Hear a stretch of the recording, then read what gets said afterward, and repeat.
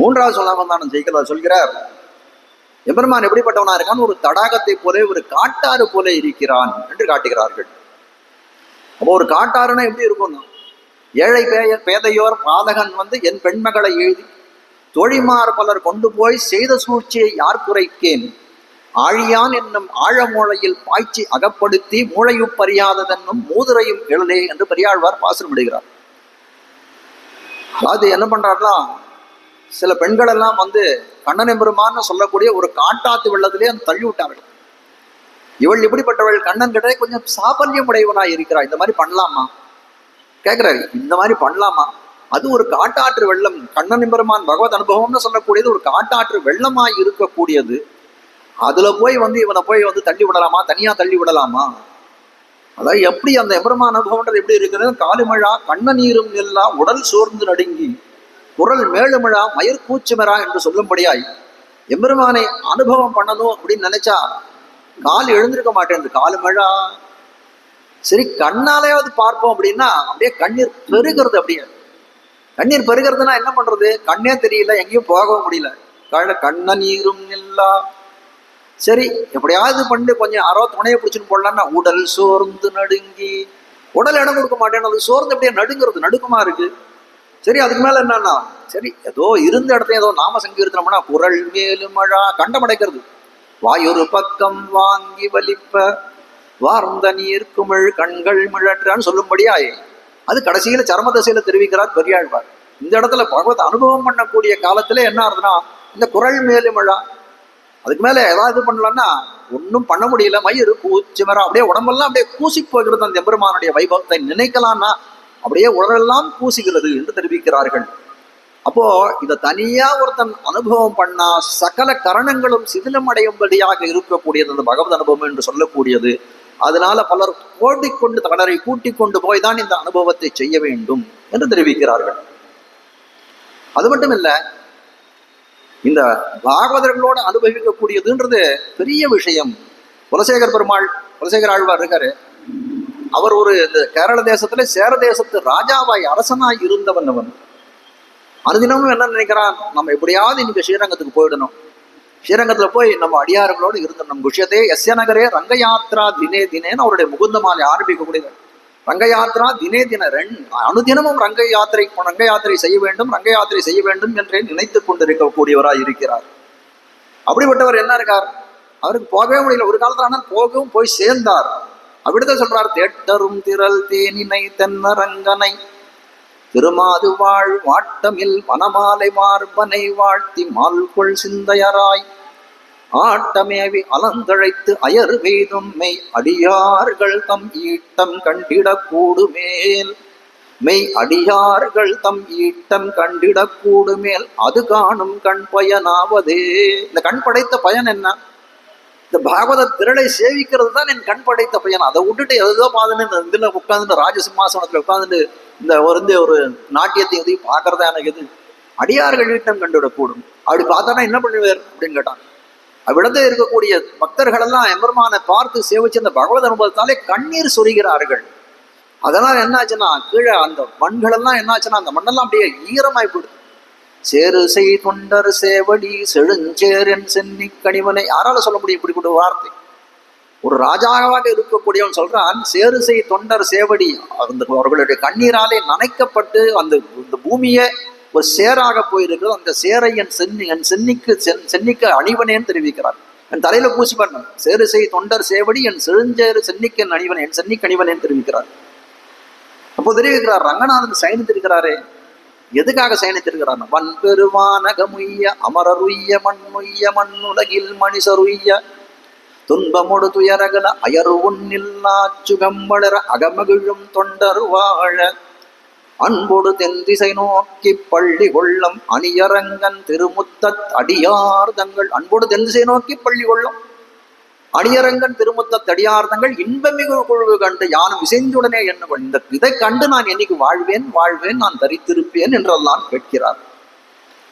நம்மாழ்வார் ஐயோ தெற்கு கோடியில திருக்குறுகூர் ஆழ்வார் திருநகிரி என்று சொல்லக்கூடிய இடத்துல ஒரு புளிய மரத்தின் அடியிலே ஒரு பொந்திலே அமர்ந்து இருக்கக்கூடியவர்கள் எப்படி அடியார்கள் குழாங்களை உடன் கூடுவதென்னு கொலோ. 16 வயசு வரைக்கும் யார்கிட்டையுமே பேசல. 17 32 வரைக்கும் மதுரை வேளாளர் தவிர வேறு யாரிடையும் பேசினதும் இல்லை. ஆனால் அவர் உள்ளத்திலே பாரிப்பு, அடியார்கள் குழாங்களை உடன் கூடுவதென்னு போலோ அப்படின்னா சொல்றாரு. அதே பாசுரத்திலே எல்லாத்துக்கும் ஒரு பலஸ்ருதி சொல்லக்கூடியவர் நம்மாழ்வார். திருவாய்மொழி 1000 பாசுரங்கள், 10 பத்துக்கள் இன்னும் சொல்றான். அந்த 10 பத்துக்கள்ல 100 பாசுரங்கள். 100 பாசுரங்கள்னா ஒரு பதிகம்னு சொல்லக்கூடியது 11 பாசுரங்கள் கொண்டதாக இருக்கும். அதுல 11வது பாசுரத்துல எப்பவுமே என்ன சொல்றாரு, ஏதாவது ஒரு பலனை சொல்வதாக இருக்கிறார்கள். இப்போ நம்ம ஓங்கி உலகளந்த நீங்காத செல்வம்னு சொன்னார். இப்போ கடைசியில வங்கக்கடல் கடந்து எங்கும் திருவருள் பத்தி இன்புருவர்னு சொல்றாரு. அது போல பலஸ்ருதி ஒண்ணு அமைந்திருக்கும். மீட்சியின்னி வைகுந்த மாநகர் மத்தது கையதுவேன்னு ஒரு இதுக்கு சொல்றாரு.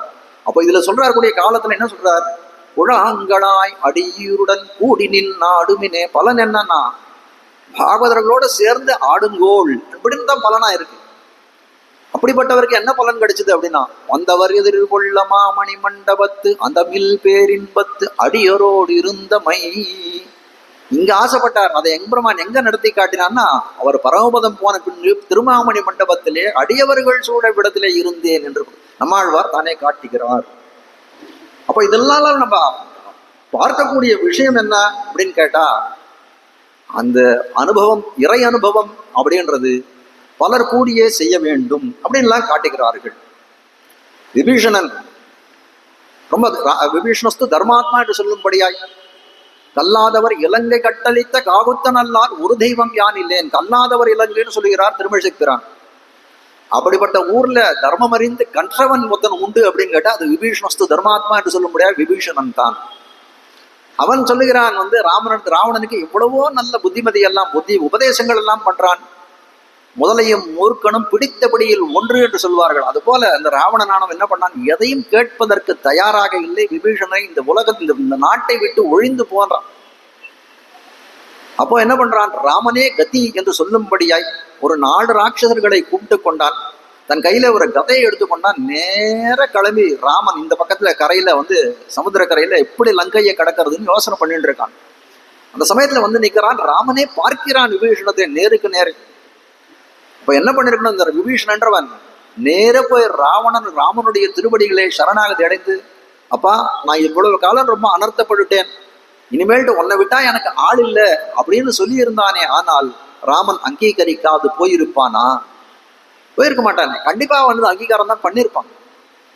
அப்படி இருக்கக்கூடிய காலத்திலே ஆனால் என்ன பண்ணான், விபீஷணன் சொல்லக்கூடியவன் நல்ல அறநெறி தெரியும், தர்மாத்மான்னு சொல்றான்னா அவன் எல்லா அறநெறிகள் சரணாகதி சாஸ்திரங்கள் எல்லாம் வாசித்தவன் இல்லையா?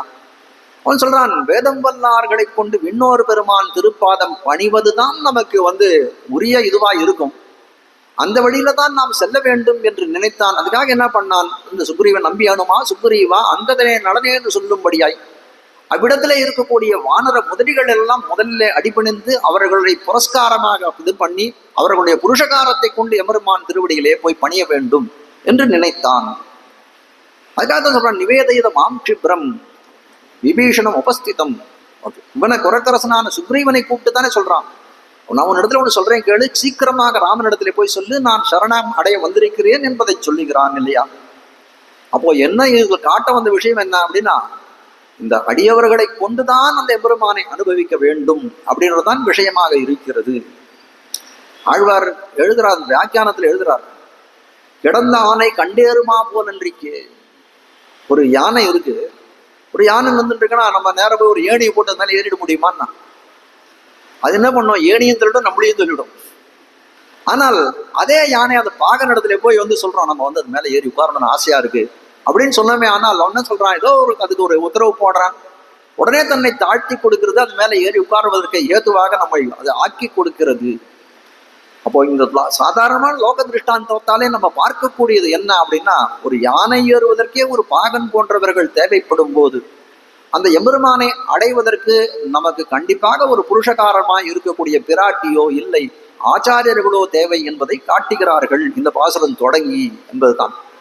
அதனால என்ன பண்றார்கள்னா, இவர்கள் நாம் மட்டும் இந்த அனுபவத்தை பண்ணா போராது, எல்லாரும் இந்த அனுபவத்தை பண்ணணும் அப்படின்ற எண்ணம் உடையவர்களாய் இருக்கிறார்கள் இந்த கோபிகைகள். அதனாலதான் இந்த 5 லட்சம் குடிப்பெண்களையும் ஒருவராய் எழுப்பி அழைத்து செல்கிறார்கள் என்று காட்டுகிறார்கள். ஆனால் இப்படி எழுப்பக்கூடிய காலத்திலே 2 விதமான அதிகாரிகளை நாம் பார்க்கிறோம். ஒருத்தர் எப்படி இருக்கிறார்னா, எழுப்புபவராய் இருக்கிறார், ஒருத்தர் உறங்குபவராய் இருக்கிறார். என்ன சுவாமி, உறங்குபவர் இருந்தால் தானே எழுப்ப முடியும் அப்படின்னு கேட்டா வாஸ்தவமான இதுதான். ஆனா 2 பேர் இருக்காங்க, அதை எப்படி அடியன் சொல்ல முடியும்? அதனால என்ன பண்றாருன்னா, உறங்குபவர்கள், அப்போ உறங்குபவர்களுக்கும் உணர்ந்தவர்களுக்கும் ஏதாவது வித்தியாசம் உண்டா, அந்த பக்தியில ஏதாவது வித்தியாசங்கள் உண்டா அப்படின்னு கேட்டா அந்த மாதிரிலாம் ஒண்ணும் இல்லை. என்ன சுவாமி, அப்படின்னா எழுந்து போகணுன்ற சிந்தை இல்லாத படுத்து உறங்கி கொண்டிருக்கிறார்களே, இவர்களுக்கு பக்தி கம்மின்னு தானே சொல்லணும்னா அந்த மாதிரி சொல்ல முடியாது. ஏன்னா என்ன, அந்த கிருஷ்ணனுடைய வைபவமானது எப்படி இருக்குன்னா, அந்த சேஷ்டிதங்களை அனுபவிக்கக்கூடியவர்கள் எப்படி இருப்பார்னா, ராமனுடைய அம்புகள் புறப்பட்ட காலத்திலே ஒரு எதிரியை அடிச்சதுன்னா எப்படி இருக்குன்னா, சில பேர் எழுந்துக்கவே முடியாது, சில பேர் எழுந்து நடப்பா. ஆனா எப்படி இருக்குன்னா, ஒரு நடையற்ற பிணம் போல எந்த விதமான ஸ்மரணையும் இல்லாத இருப்பார்கள். அதனால அவளால் கீழே படுக்க முடியாது, ஒருத்தரால படுக்கவே முடியாது, ஒருத்தர் படுத்தவர் எழுந்துக்கவே முடியாது. அதை போல நிலைமைகள் தான் ராமனுடைய சரங்களானது, அம்புகளானது, அதனுடைய தன்மை அப்படி வாய்ந்ததா இருக்கு. அதை போல இவர்கள் என்ன பண்றார்கள், இந்த கிருஷ்ணானுபவத்திலே திளைத்தவர்களாய் இருக்கக்கூடிய இந்த கோபிகள் சிலராலே அது நஞ்சுண்டாரை போலே, ஒரு விஷத்தை பருகினவரை போலே அந்த மயக்கத்தாலே அவர்களாலே எழுந்திருக்க முடியவில்லை. ஆனால் சில பேர் தரித்து எழுந்திருந்தார்கள். அப்போ அந்த சமயத்தில் என்ன, அவர்களுக்கு இருந்த கொஞ்சம் விவேகத்தை கொண்டு இவர்களை எல்லாம் கொண்டு நாம் இந்த கைங்கரியத்தை நடத்த வேணும் என்று அவர்களையும் விடாமல் அழைத்து செல்கிறார்கள் என்றுதான் காட்ட வந்த விஷயம்.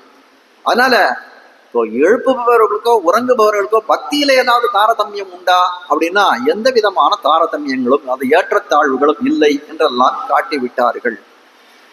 இப்போ எழுப்புறதுன்னு போயாச்சு, ஒரு பெண் வீட்டுக்கு போகிறார்கள். அந்த பெண்ணானவள் எப்படிப்பட்டவள் அப்படின்னு சொன்னா, இந்த இறை அனுபவம், இந்த பகவத் விஷயத்திற்கே புதுசானவள், ரொம்ப புதுசவள். அது மட்டும் இல்லை, இந்த நோன்பையெல்லாம் முன்ன பின்ன அனுசரித்து அவருக்கு பழக்கமே கிடையாது, சுவடையே அறியாதவளாய் இருக்கக்கூடியவள் அந்த பெண்ணானவள். அப்படிப்பட்டவளை தான் இந்த பாசுரத்தாலே, இந்த புள்ளும் சிலம்பினகான்ற பாசுரத்தாலே எழுப்புகிறார்கள். இவர்களெல்லாம் நோன்புக்கு அவகாசமாய் போடுத்து அப்படின்னு சொல்லி அவள் வீட்டின் வாசலிலே முன் போய் நிற்கிறார்கள். பார்த்தா அவள் உறங்கி கொண்டிருக்கிறாள். இது என்னடா இது, சாதாரணமா நம்ம வந்தோன்னா சித்தமா இருக்கணுமே வாழலாம் அந்த நோன்புக்காக, அதுதானே இவ்வளவு நம்ம விஷயங்கள் நம்ம தெரிவித்தோம், கீழைய சங்கல்பங்கள் எல்லாம் பண்ணி கொண்டவே இவள் உறங்கி கொண்டிருக்கிறார்களே, ஒரு வெதுப்பு, உள் வெதுப்போட என்ன பண்ணுகிறார்கள், அவர்கள் அவளை பார்த்து சொல்றார், முந்திர உணர்ந்த பெண்கள் எல்லாம் பொழுது விடிஞ்சு போடுத்தேன், அது அறியாம கூட நீங்கள் உறங்குகிறாயே அப்படின்னு அந்த உறங்குகிற பெண்ணை எழுப்புகிறார்கள். ஆனால் அவளுக்கு என்னென்ன, இன்னும் கொஞ்சம் தூங்கினா பரவாயில்லன்னு தோணிதோ என்னமோ. அவர் சொல்றார், என்ன இந்த மாதிரி சொல்றீங்க, பொழுதெல்லாம் விடிஞ்சுதான் எனக்கு ஒன்றும் தெரியலையே, பொழுது விடிஞ்சதுன்னா அடையாளம் ஏதாவது இருக்குமே, அந்த அடையாளத்தை சொல்லுங்கோள் அப்படின்னு சொன்ன காலத்திலே அவர்கள் புள்ளும் சிலம்பினகான் என்று தெரிவிக்கிறார்கள். முதல்ல புள்ளும் சிலம்பினான்னு சொல்ல, அவர் சொல்றார், நாங்கள்லாம் வந்திருக்கோமே உங்களை எழுப்புறதுக்கு, நாங்கள்லாம் எழுப்புறதுக்கு வந்திருக்கோமே, அதை பார்த்து உனக்கு நாங்கள் உணர்த்தி உனக்கு பொழுது விடிஞ்சதுக்கு அடையாளமாக தெரியலையா என்று கேட்கிறார். அப்போ அவர் சொல்றார், நீங்கள் எழுந்ததை வச்சு எப்படி சொல்ல முடியும், நீங்கள் உறங்குவதே கிடையாது, எப்படிப்பட்டவர்களா இருக்கிறீர்கள் நீங்கள்னா, தொழுவதும் இமையவர்கள் குழாம் தொழுவதும் சூழ்வதும் செய்துள்ள மாலை கண்ணார கண்டு கழிவதோர் காதலுத்தார்க்கும் உண்டோ கண்கள் துஞ்சுதலே என்று திருவிருத்தத்திலே நம்மாழ்வார் பாடுகிறார். அதில் அர்த்தமா தெரியக்கூடிய விஷயம் என்ன அப்படின்னா, சரி, இந்த இறை அனுபவத்தை முழுவதுமாக பண்ண வேண்டும் என்று யாராவது நினைத்தாரே, ஆனால் அது பண்ணிட முடியுமா அப்படின்னு கேட்டா அது கண்டிப்பா பண்ணி முடிக்கவே முடியாது. இந்த இறை அனுபவம் அவிச்சின்னமாக ஒரு அறுபட்டு போகாத ஒரு சங்கிலியை போலே வந்து கொண்டே இருக்கக்கூடியது. அது நாள் திங்கள் ஆண்டு ஊழி எவ்வளவு காலங்கள் கழிந்தாலும் அது தொடர்ச்சியாக வரையக்கூடிய அந்த இறை அனுபவம் ஆயிற்று.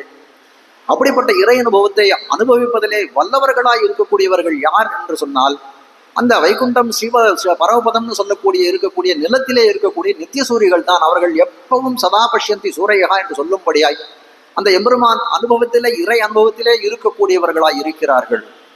அவர்களுக்கு ஒப்பவர்களாய் இருக்கக்கூடியவர்கள் நீங்கள் என்ன பண்றீங்களோ, எப்பவும் எம்பெருமான் விஷயமாகவே எம்பெருமானையே நினைத்து கொண்டிருக்கிறீர்கள். அதனால உங்களுக்கு தூக்கமே இல்லை. காணுவதற்கு முன்பு உறக்கம் இல்லை, கண்டால் சதா பஷ்யந்தி சூரையா என்பதனாலே உறக்கம் இல்லை என்று தெரிவித்தார். காணுறதுக்கு முன்னாடி எம்பெருமானை பார்ப்பதற்கு முன்னாடி எப்படி இருந்ததா, அவனை காண வேண்டுமே என்ற வியசனம் மனத்துக்குள்ளே துடித்து கொண்டிருந்தார்கள். அதனால தூக்கம் இல்லை. எப்பொழுது அவனை காணப்போகிறேன் என்று துடித்து கொண்டிருந்தார்கள். ஆனால் கண்ட பின்பு எப்படி இருக்குன்னா, அவனுடைய அனுபவம் அப்படியே கண்ணை விட்டு விலகாதபடி இருக்கிறது. அனிமிஷால் என்று சொல்லும்படியாய் அப்படியே கண்ணை அசைக்கிறது கூட மறந்தார்கள். இப்ப நம்மளாம் கூட என்ன சொல்றோம், அனிமிஷால் தான் நம்மளாம் சொல்லிக்கணும். ஏன் அப்படின்னு கேட்டா, இப்போ சில ரிப்போர்ட்ஸ் எல்லாம் சொல்றா, இந்த செல்போன் யூசர்ஸ் எல்லாம், செல்போனை உபயோகப்படுத்துறவர்கள்லாம் அந்த கண்ணை சிமிட்ட மறந்து போகிறார்கள். அதாவது இத்தனை ஒரு மணித்துளிகளுக்கு ஒரு தடவை இந்த கண்ணை சிமிட்டணும் அப்படின்னு சொல்லக்கூடிய காலத்துல என்ன பண்றார்கள், அது போன பார்க்கக்கூடிய ஒரு ஆர்வத்தினால கண்ணை சிமிட்டுறதே இல்லை. அவர்களெல்லாம் இப்படி அனிமிஷால்னா வந்து கண்ணை சிமிட்டாதவர்கள், நம்ம கூட கண்ணை சிமிட்டாதவர்கள். செல்போன் யூசர்ஸுக்கெல்லாம் அப்படி ஒரு பெரிய பெருமை உள்ள கிடைச்சிருக்கு. அப்படியே என்கிட்ட ஒருத்தர் சொன்னார், நமக்கு சொல்லின் செல்வர்னு டைட்டில் கொடுத்துடலாமா அப்படின்னாரு. போன வருஷம் உபன்யாசம் நினைச்சு அப்படின்னு சொன்ன, சொல்லின் செல்வர்னு கொடுக்காதீங்கோ, ஒரு காலை மட்டும் எடுத்துருங்க. என்ன அப்படின்னா, செல்லின் செல்வர்னு கொடுங்க. அப்படியே நிறைய பார்க்கறது அந்த செல்போனை தான், அதனால செல்லின் செல்வர்னு கொடுங்கன்னு சொன்னேன் அவர்கள். அதுபோல இவர்களெல்லாம் எப்படி இருக்கிறார்கள் அப்படின்னு கேட்டா, தூங்குவதே இல்லை. அதனால அவர் சொல்றா, உள்ள இருக்கக்கூடிய சொல்றா, நீங்கள்லாம் தூங்கினவனை தானே எழுப்ப முடியும். தூங்குற மாதிரி எப்பவுமே தூங்காத இருக்கக்கூடியவர்கள் எழுந்து விட்டார்கள் அப்படின்னு சொன்னா அதுல எந்த விதமான நியாயமும் கிடையாது. அதனால நீங்கள் வந்து என்னை எழுப்புறது இந்த விடிவுக்கு அடையாளமே கிடையாது என்று தெரிவிக்கிறார்கள். வேற ஏதாவது அடையாளம் இருந்தா சொல்லுங்க, உருப்படியான அடையாளம் ஏதாவது இருந்தா சொல்லுங்க அப்படின்னு சொல்லிட்டாங்க. உடனே சொல்லுகிறார், புல்லும் சிலம்பினகான். புல்லும்னா அந்த பட்சிகள், பறவைகள் எல்லாம் காலங்காத்தால எழுந்த உடனே என்ன பண்ணணும்னா, பார்த்தா தெரியும், நிறைய சப்தங்கள் ஏற்படுத்தும். அந்த சப்தங்கள் தான் பல விஷயங்களுக்கு ஒரு ஊற்றுவாயா இருக்குது. இப்போ நம்ம சொல்றோம், சில இடங்கள்லாம் இந்த கோழி கூவுறது, அதை வச்சு வந்து பொழுது விடிஞ்சுடுத்து அப்படின்றத தெரிந்து கொள்ளக்கூடியவர்கள்லாம் இருக்கா. ஆனால் இந்த வியாக்கரண சாஸ்திரம், சம்ஸ்கிருத வியாக்கரண சாஸ்திரத்திலே சில விதிகளை எல்லாம் வைத்திருக்கிறார்கள். எப்படி அப்படின்னா, இந்த அக்ஷரங்கள்லாம் உச்சரிக்கக்கூடிய காலத்திலே மாத்திரைகள் நிர்ணயம் பண்ணணும். இப்போ ஆ அப்படின்னு சொல்றோம்னா அதுக்கு ஒரு மாத்திரை, ஆ அப்படின்னு சொன்னா 2 மாத்திரை, ஆ. இப்போ வேதங்கள் போல இருக்கக்கூடியதெல்லாம் புளுத்தஸ்வரம்னு சொல்வார்கள். அது இப்போ யாரோ ஒருத்தர் அங்கே தூரத்தில் இருக்கார், அவர் கூப்பிடணும் அப்படின்னா ஹே ராமா அப்படின்னு கூப்பிட்டோமே, ஆனால் அது பேர் புளுத்தஸ்வரம்னு பேர். ஒன்று முதல்ல சொன்னது வந்து குரில், நம்ம தமிழில் சொல்லணும்னா குரில், நெடில். அதுக்கப்புறம் என்ன, புளுத்தஸ்வரம். அந்த புளுத்தஸ்வரன்ற தமிழில் கிடையாது, சம்ஸ்கிருதத்தில் மட்டும் உண்டு. அப்போ இந்த ஸ்வரத்தை எப்படி நிர்ணயம் பண்ணார்கள்னா, அந்த பாணினி மகரிஷியானவர் இந்த கோழி கூவுதை கொண்டு தான் இது பண்ணுறாங்க. எப்படி கூவுறதுனா, கூ கூ கூ, அதில் இருக்கிற முதல்ல ஆரம்பிக்கக்கூடிய இல்லை கூ அப்படின்னுச்சு, அது ஒரு மாத்திரை. கூ கூ அப்படின்னுச்சு 2 மாத்திரை. கூ அப்படின்னு சொல்லும்படியாய் இருக்கக்கூடியது அது புளுத்தஸ்வரம் என்று அந்த பாணினி மகரிஷி அந்த வியாக்கரண சாஸ்திரத்திலே எழுதி வைக்கிறார், சம்ஸ்கிருத வியாக்கரண சாஸ்திரத்திலே. அப்போ பறவையின் சப்தங்கள் அப்படின்னு சொல்லக்கூடியது ஒரு சாதாரணப்பட்டதில்லை. வியாக்கியானத்தில் வியாக்கியாதங்கள் எழுதி இருக்கிறார்கள். என்ன தெரியுமா, அந்த ராமனாலே வானர ஜாதி வீறு பெற்றது, ஆழ்வார்களாலே பறவையின் கூட்டம் வீறு பெற்றதுன்னு தெரிவிக்கிறார்கள். ஆழ்வார்கள் இந்த பறவைகளை உபயோகப்படுத்தினது போல பிரிதொரு இதை உபயோகப்படுத்திருப்பாலான்னு தெரியல, மேல பார்க்க போறோம் எல்லா விஷயத்தையும். அவர்கள் தெரிவிக்கிறார், இந்த புல்லும் சிலம்பினகான் சொல்லும்படியாய் இந்த பட்சிகள் எல்லாம் ஏற்படுத்தக்கூடிய சத்தம் அது பொழுது விடியறதுக்கு அடையாளமாச்சு அப்படின்னு கேட்கிறார். ஏன் அப்படின்னு கேட்டா, நம்மளாம் என்ன பண்ணிருக்கோம், ஒரு சங்கல்பம் பண்ணிருக்கோம், நாட்காலே நீராடின்னு சொல்லும்படியாய். அதாவது பொழுது விடியறதுக்கு முன்னாடியே வந்து சீக்கிரமாக எழுந்து ஸ்நானம் செய்ய வேண்டும் அப்படின்னு இந்த நோன்புக்கு அங்கமாக பண்ணிருக்கோம். பறவைக்கு அந்த மாதிரி நிர்பந்தம் உண்டானா, அந்த மாதிரி நிர்பந்தங்கள் அதுக்கு ஒன்றும் கிடையாது. பிராம முகூர்த்தத்தில் எழுந்திருக்க வேண்டும், சில காரியங்கள்லாம் செய்ய வேண்டும், அதெல்லாம் செய்தால் நல்லதுன்னு நமக்கு சொல்லியிருக்கார்கள். அந்த மாதிரி பிராம முகூர்த்தத்தில் எழுந்திருக்க வேண்டும்னு பறவைக்கு ஏதாவது நியத்திகள் உண்டானா, அந்த மாதிரி நியத்திகள் ஒண்ணுமே கிடையாது.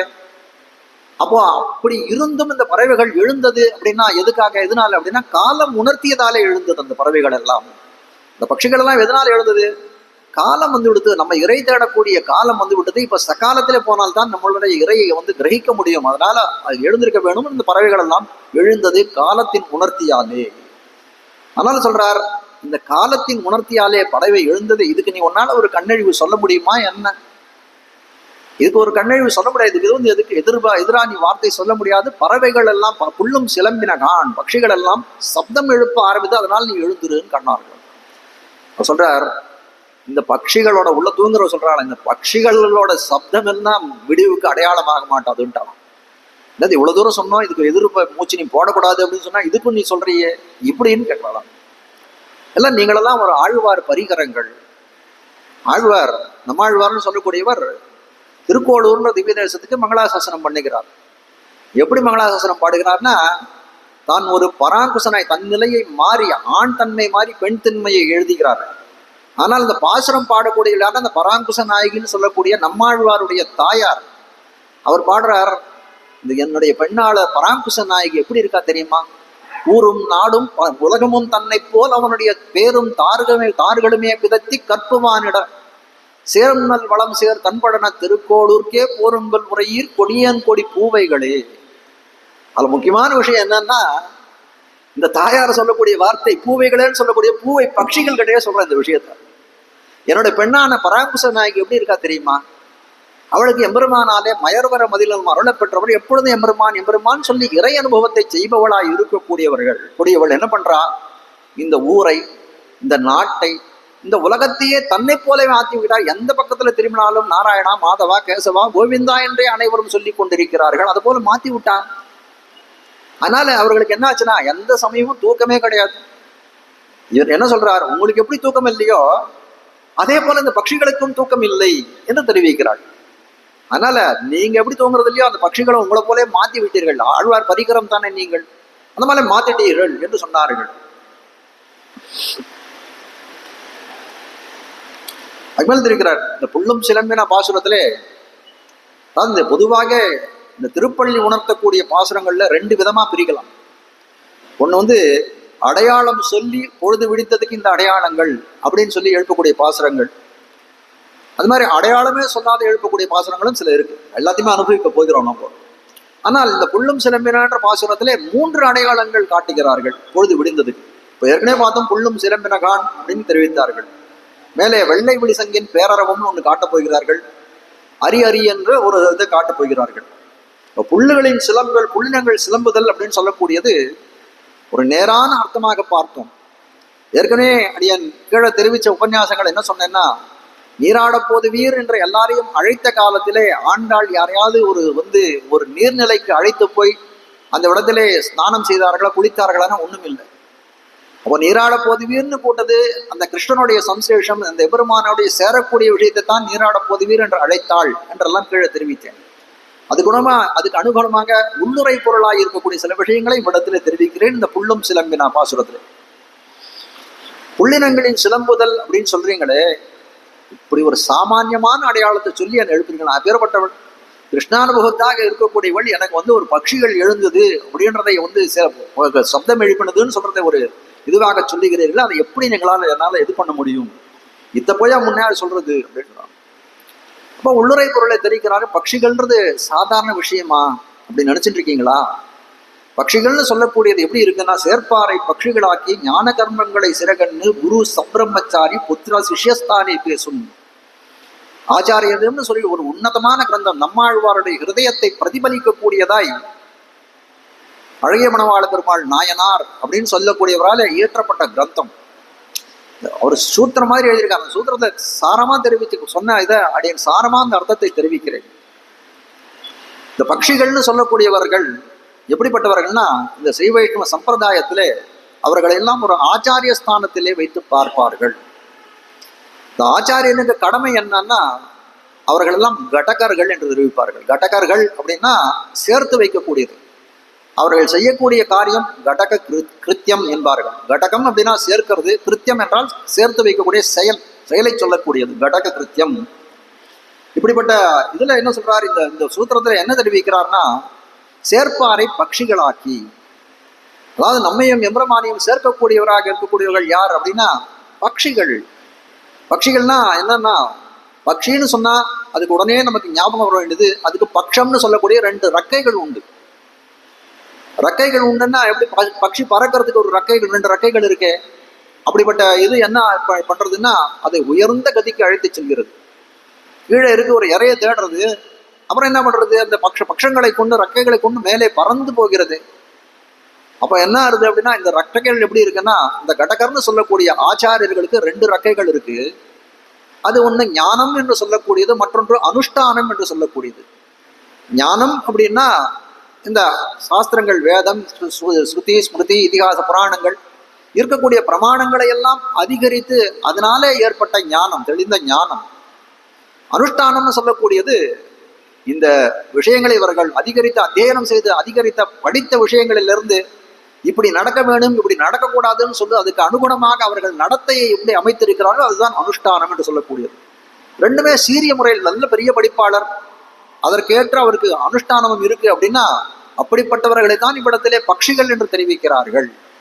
அப்படிப்பட்ட பட்சிகளாய் இருக்கக்கூடிய ஆச்சாரியர்கள் செய்யக்கூடிய காரியம் என்னவாய் இருக்கிறதுன்னா, நம்மை அந்த எம்பெருமானுடைய இறைவனுடைய சேர்த்து வைப்பது தான் கடக கிருத்தியத்தை செய்கிறார்கள் என்று காட்டுகிறது.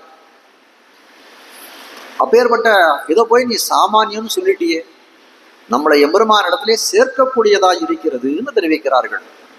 நம்மாழ்வார் தன்னுடைய திருவிருத்தத்திலே வண்டுகளை தூது விடுகிறார். வண்டுகளை தூது விடக்கூடிய காலத்தில் என்ன சொல்றார், எம் ஈசர் விண்ணோர் பிரானார் மாசில் மலரடிக்குள் எம்மை சேர்விக்கும் வண்டிகளே.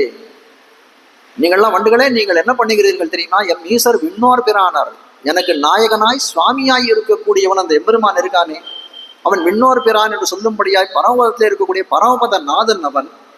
அவனுடைய மாசில் மலரடிக்கீழ் என்று சொல்லும்படியாய் அவனுடைய குற்றமில்லாத தோஷமில்லாத திருவடிகளே என்னை கொண்டு போய் சேர்விக்கும் வண்டுகள் நீங்கள் என்று வண்டுகளை பார்த்து தெரிவிக்கிறார் என்று காட்டுகிறார்கள். அப்போ இந்த வண்டுகள்னு சொன்னதா நிஜமாவே வண்டுகளை சொல்றாரானா? இல்லை இல்லை, ஆச்சாரிய ஸ்தானத்திலே இருக்கக்கூடியவர்களை ஒரு வண்டுகளை போலே வந்து காட்டுகிறார்கள் என்று காட்டுகிறார்.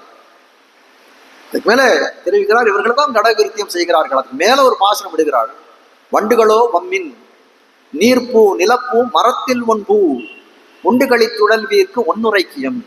ஆனா முக்கியமா இதுல பார்க்க வேண்டிய அர்த்தம் என்ன அப்படின்னு கேட்டா, நீர்ப்பூ நிலப்பூ மரத்தில் ஒன்பூ அப்படின்னு சொல்றதா பார்க்கணும். முக்கியமா நீர்ப்பூ அப்படின்னு சொன்னா நீர்லே பூக்கக்கூடிய பூக்கள். அது என்ன அப்படின்னு கேட்டா, தாமரை புஷ்பம் நீர்ல தானே பூக்கும், செங்கநீர் புஷ்பம் நீர்ல தான் பூக்கும், அது நீர்ப்பூ.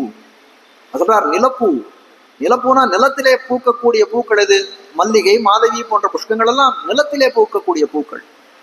மரப்பூன்னு சொல்லக்கூடியது ஒரு பெரிய மரத்திலே பூக்கக்கூடியது, புன்னை பாதிரி மரம்லாம் இருக்கு, அந்த மரத்திலே பூக்கக்கூடிய பூ. ஆனால் இந்த இடத்துல சொல்ல வந்த விஷயம் என்ன, நீர்ப்பூ நிலப்பூ மரத்தில் ஒன்பூனா வெறும் புஷ்பங்களை தான் ஆழ்வார் சொல்ல வந்தாரானா? இல்லை. அப்ப அதுக்கு உள்ளுரை பொருளாக என்ன இருக்கு அப்படின்னு சொன்னா, நீர்ப்பூன்னு சொல்லக்கூடியது எபெருமானவன் பார்க்கடலில் பையத்துயின் பரமனடி பாடின்னு வையத்து வாழ்வீர்கள் பார்த்தோமே, திருப்பார்கடல்லே எம்பெருமான் சயனித்துக் கொண்டிருக்கிறான் ஒரு நாகபரியங்கத்திலேன்னு. இந்த நீர்ப்பூன்னு சொல்லக்கூடியது எம்பெருமானவன் திருப்பார்கடலிலே எப்படி சயனித்துக் கொண்டிருக்கிறானோ அவன் தான் நீர்ப்பூ, அந்த நீரிலே பூத்த புஷ்பம் போலே இருக்கிறான் அந்த எம்பெருமான் என்று காட்டுகிறார்கள்.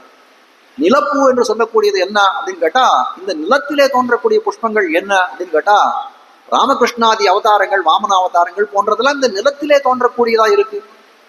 அது மட்டும் இல்ல, இந்த அர்ச்சாவதாரங்கள் சொல்லக்கூடிய சீரார் திருவேங்கடமே திருக்கோவலூரே மதில் கட்சி ஊரகமே பேரகமே என்று சொல்லும்படியாக இருக்கக்கூடிய இந்த எம்பெருமான் உரையக்கூடிய திவ்ய தேசங்கள் ஊர்லயே இருக்க தகவல் வந்து ரொம்ப பிரசித்தமா இருக்கு. யதோத்தகாரி பெருமாள் இருக்கார், அஷ்டமயகரத்தான் இருக்கார், ஆளுக்க வேளுக்கை ஆளுரை பெருமாள் இருக்கார். இப்படிப்பட்ட திவ்ய தேசங்களை எல்லாம் என்ன சொல்றாங்க, நிலப்பூ என்று தெரிவிக்கிறார்.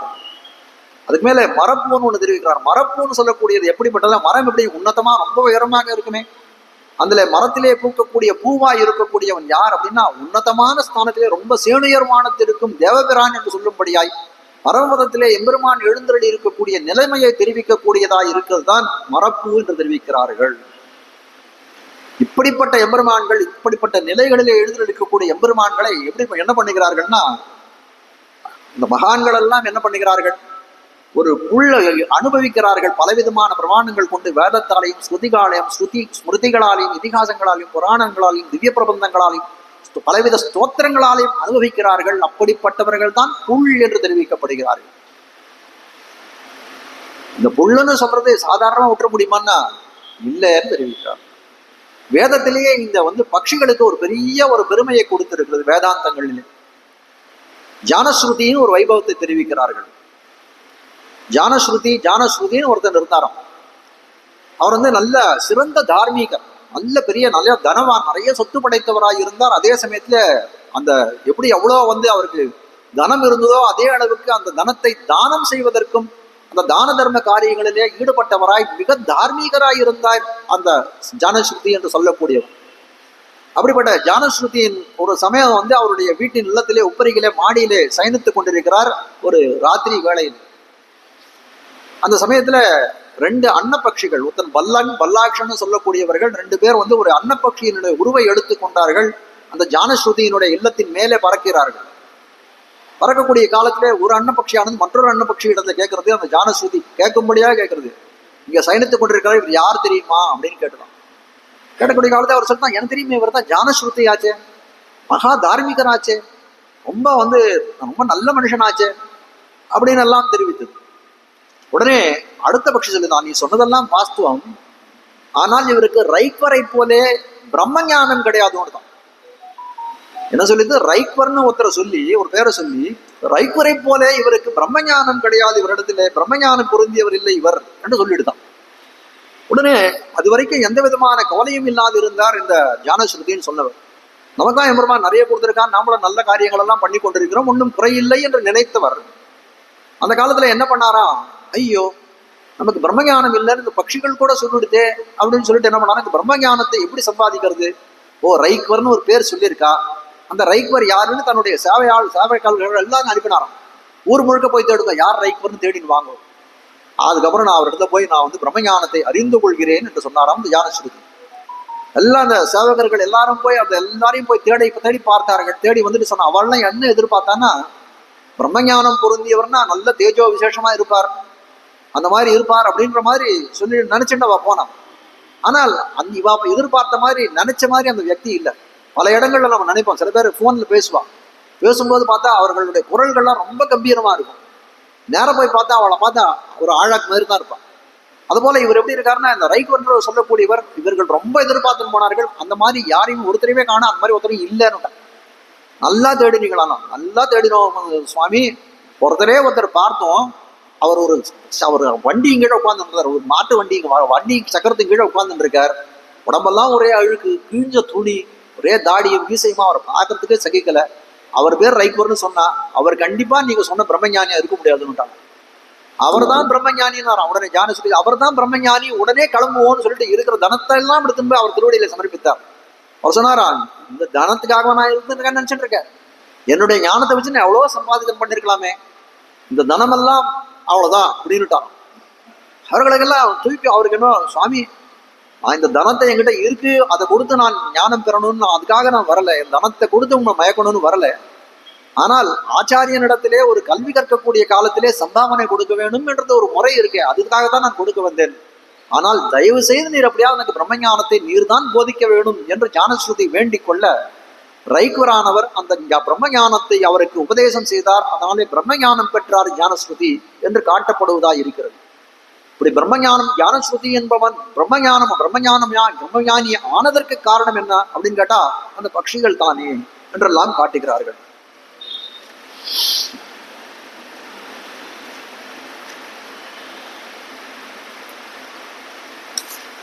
உள்ளும் சிலம்பினகான் உள்ளரையன் கோயில் என்று தெரிவிக்கிறார்கள்.